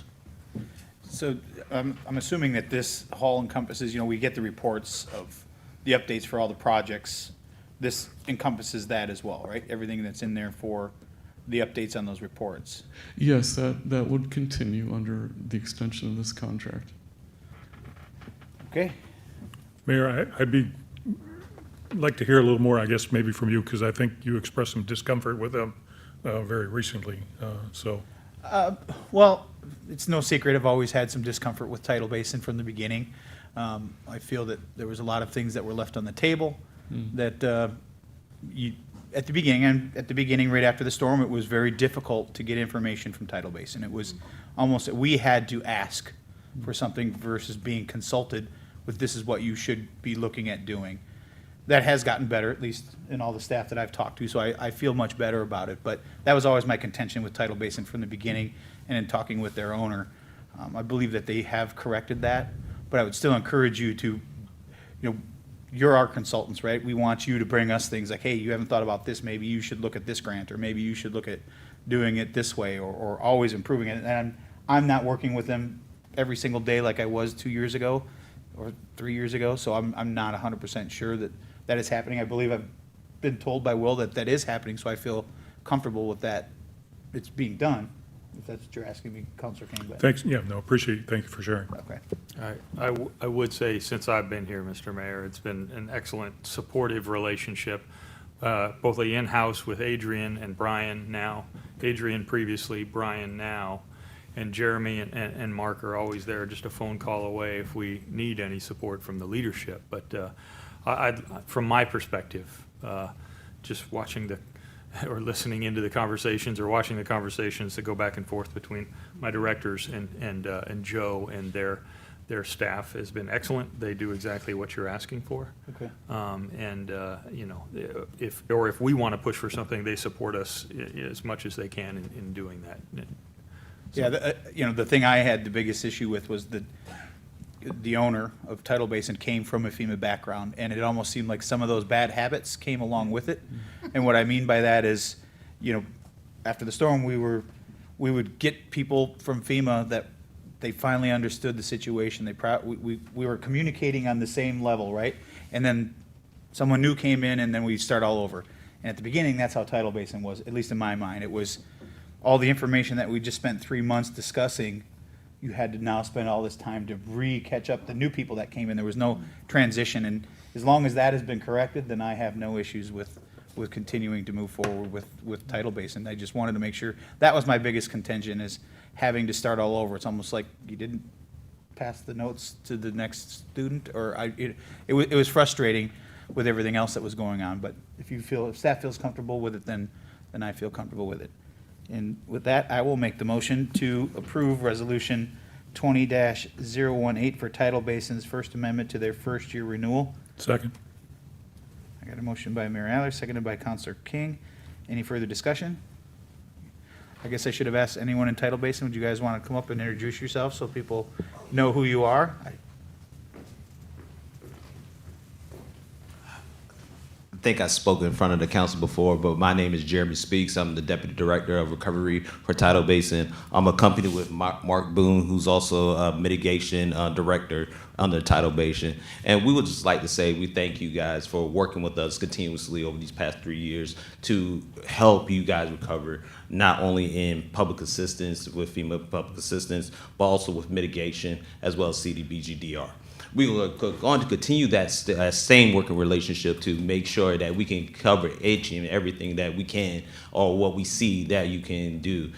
We even have expanded our outreach to do other grant funding, as you have been awarded some of those grant fundings. So we are constantly looking at different ways to recover from Ian, also recover from Idalia, also recover from Helene, and also recover from Milton. And we will continue to do that for you. Don't forget Idalia. And prepare you for the next storm, too. One of the things, Mr. Mayor, I always wanted to do was to commend you on your staff.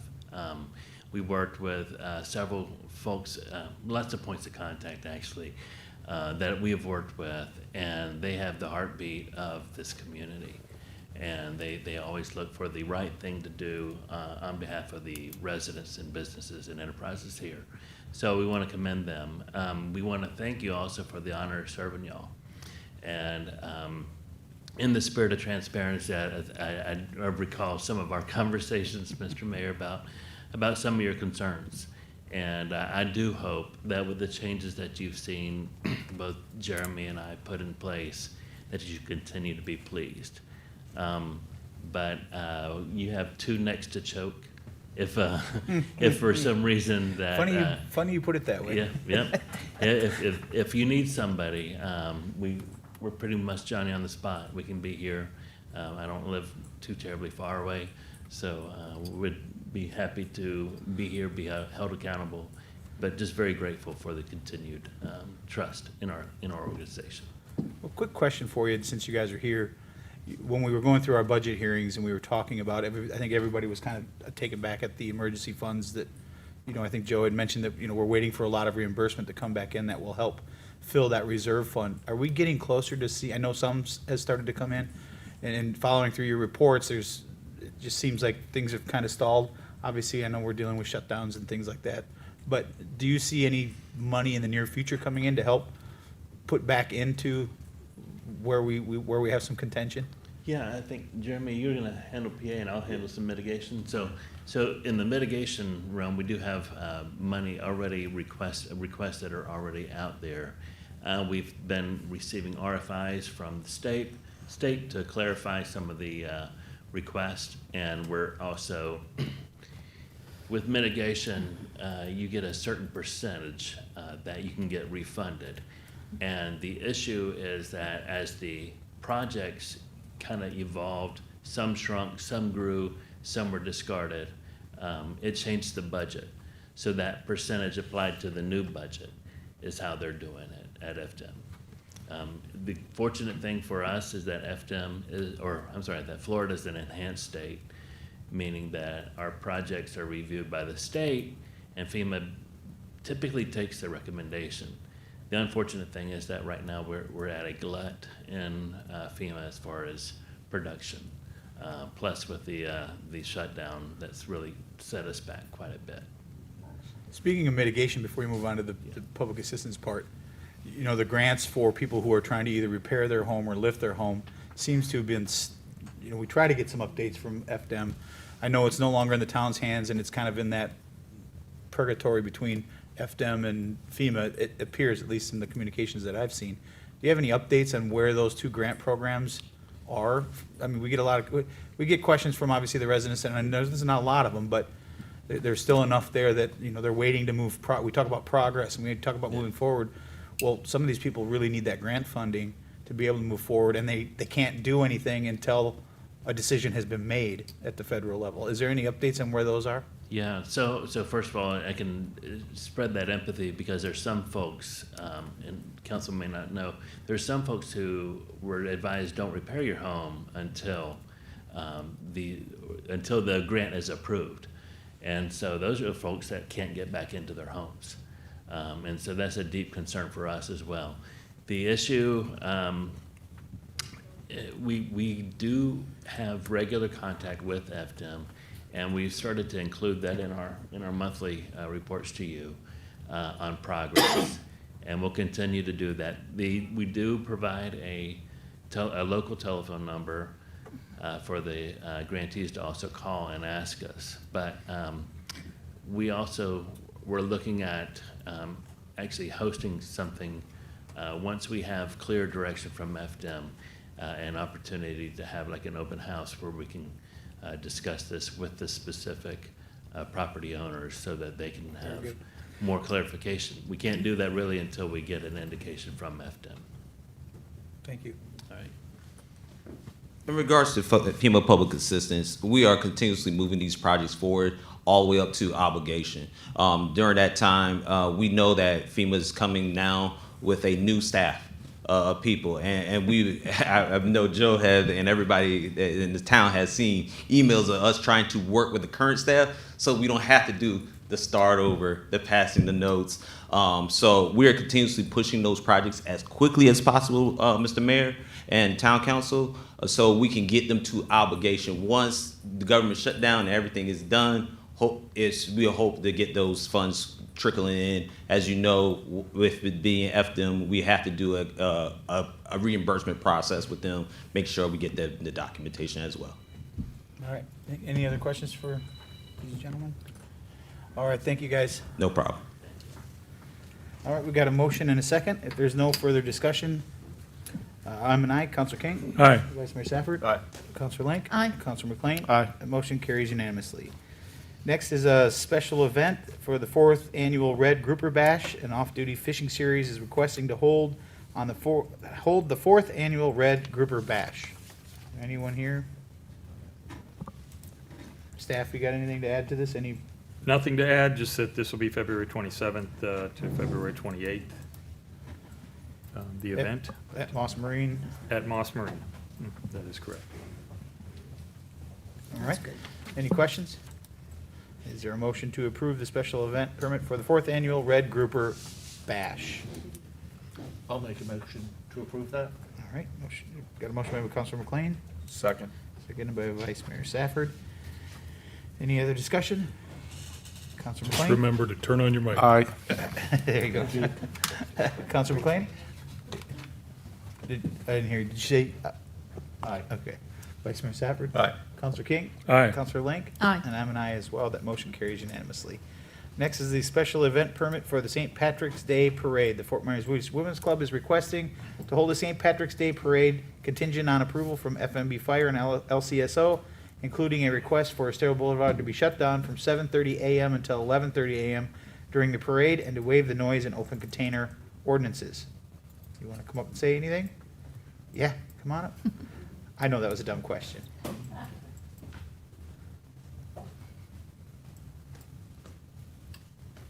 My name is Deb Nelson. I'm with the Women's Club of Fort Myers Beach.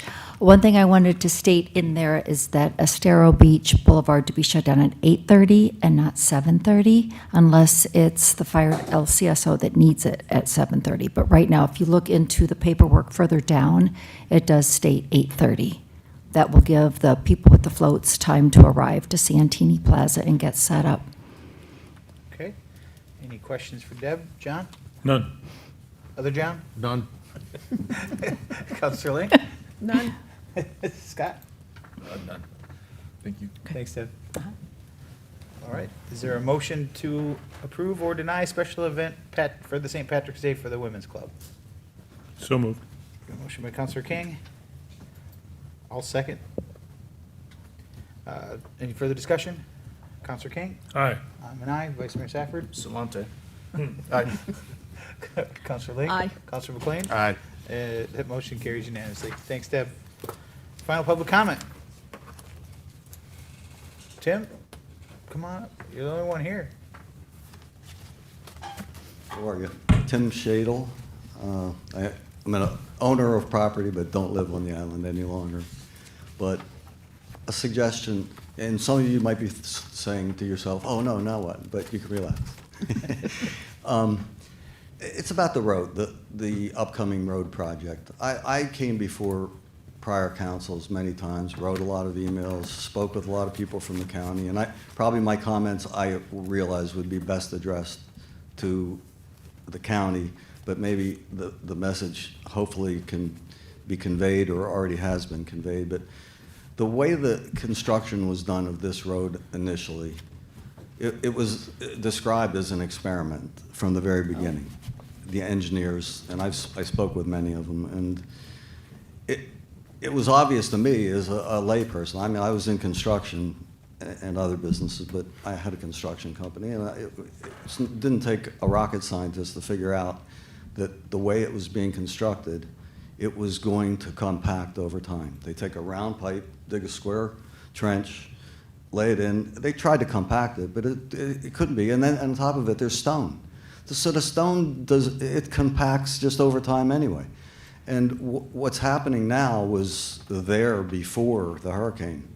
You know, there was areas that were, and I complained, I've got emails and conversations. It needed addressed even before Ian in certain places. And I just hope that the engineering this time is going to be much different than the last time, because if they're going to either use what's there and just try to patch it up and use the same concept, it's going to continually keep compacting, and there's going to be problems like this. And this is what I warned so many times and tried to stop at the very beginning and tell them to do something different, because it just wasn't a real well-planned out engineering feat. So that's all I wanted to say. I just hope that it's conveyed to the county and they changed some of the engineering. I mean, even they should have put, if they're going to put a round pipe, put in the square concrete or something that sits flat on the ground, that everything beside it can be compacted very well. And if they plan on using what's there and just try to repair it, they should come up with a way to build up an inner curb inside of the concrete, and maybe even put big steel grated plates if they want to keep using the stone, and fill that back up and the pavers on top of that, so at least they won't move again. But something should be addressed, but it shouldn't be done the way it was. That's all I know. Thank you. Thanks, Tim. No one else here unless you two gentlemen want to say something with public comment? We'll close public comment. Town manager items. Thank you, Mr. Mayor. 4 things. First of all, myself and Dr. Kohler attended the Lee County School District workshop last week.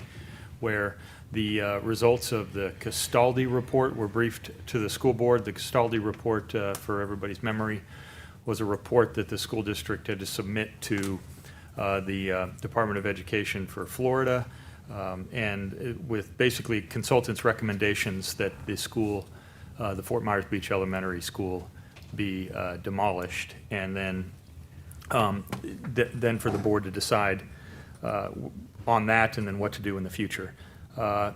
During the meeting last week, Deputy Superintendent Savage did make it clear that that is not their recommendation as far as at the current moment, his or Superintendent Carlin's recommendation to the school board. It is not their recommendation to demolish the building. They just were reporting the final that the state validated the Castaldi report. I took the time to make public comment there where I reiterated some of our requests in my last correspondence with the school district that the town would like to ask the school district, or we are asking the school district to turn the property and facilities on the property over to the town of Fort Myers Beach, and a sum of now $9 million from their disaster relief funding and previously budgeted funds from the school district for Fort Myers Beach Elementary. I also expressed to them that we still, as a community, are passionate about bringing back Fort Myers Beach Elementary School. If the school district does not wish to, then we wish that they would give us the opportunity to do that and the resources to do such. Just wanted to give the council an update. I have not received a response as of today from the school district or the school board on that request. I hope to have more continuing discussions with the school district staff this week or next week to try and keep things moving along. The next item I'd like to talk about is I'd like to thank What's Up FMB and ask the council to consent to accept a donation for a down payment on fireworks for 4th of July. What's Up FMB has given the town a check for $25,000, so we can make that deposit to reserve the fireworks for the 4th of July. And just, it's my understanding, and I'd love to have anybody from What's FMB come and talk to us in the future. It's my understanding that their campaign for further donations to support the other expenses is going well, very well at this point. And so we're hoping, I am definitely planning with the staff to continue with 4th of July fireworks for this year, being our nation's 250th anniversary. I think we want to have a significant celebration for that. Shorebird nesting season started 2 days ago. Before you move on, let's get your consent. Consent, yeah, Do sorry. you have my please. consent, John? Wonderful. Yes. Rebecca? Absolutely. Scott? Boom. Yes. John? Thank you, What's Up FMB, and yes. I think he stole your thunder. Oh, see what he did there? Great, thank you. Shorebird nesting season started a couple days ago. Just like to make that publicly known. I know a lot of people who track that are already aware. But also just a reminder that driving on the beach, although it's not permissible, during shorebird nesting season, for those that do, town staff, Lee County Sheriff's Office, other emergency responders and so forth, is supposed to be maintained under 6 miles per hour during shorebird nesting season. Move quickly over to the wet sand and keep it over there. Avoid, in any activities on the beach, avoid the rack lane, the seaweed, because the birds, appreciate the seaweed and what is alive within it. And I'd like to remind all visitors and residents too that we do have a leash ordinance, and I'd like to especially emphasize that during shorebird nesting season. Thank you very much. Finally, congratulations to Shelby Arment, our HR generalist, who we just recently found out is now SHRM qualified, SHRM certified. Very, very significant accomplishment. Just to Lisa and everybody, thank you so much for the continued professionalization and education of our staff. And Shelby's already doing a great job. I'm sure this will help the town out very much. That's all I have. Do you want to let the people out there know what that means or what that stands for? SHRM? So Lisa, please help me. It's got HR in it. Yeah. That's what we know. Yes, yeah. Yeah. Hi, it's Lisa Oliveri, HR Director for the record. So SHRM is the Society for Human Resource Management. It is nationally recognized. The exam, I'm SHRM certified also, is very difficult. I don't exactly remember the number of questions, but I mean, it's a 4-hour exam. So Shelby has spent a lot of time and dedication preparing for this, and she actually took it and did not tell me because she, that's just her style, and I understand. But she called me on Friday and she told me, and I'm just so proud of her. So thank you, Will, for acknowledging that. We're super excited for her. Congratulations, Shelby. Yeah, congratulations. That's all, Mr. Mayor. All right, town attorney items. No items. Oh, okay. Town councilor items and reports. Councilor King. Well, it was interesting to hear today that basically the recall was about Seagate, which we all know it was a bunch of lies. Legal technicality was what some folks talked about when they asked for a person's appointment, and the legal technicality was actually what was used to carry out the recall. You can't recall for a legal vote, so you find a flaw in the law that allowed you to go forward with your lies. The judge found the last lie to be legally insufficient. In my mind, he went a lie too far. But I would urge Mr. Veach to drop his appeal and save the town whatever money we can. Thank you. Okay. Vice Mayor Safford. Want to wish everybody a happy Mardi Gras. And who brought the king cake? That was a good touch. Right.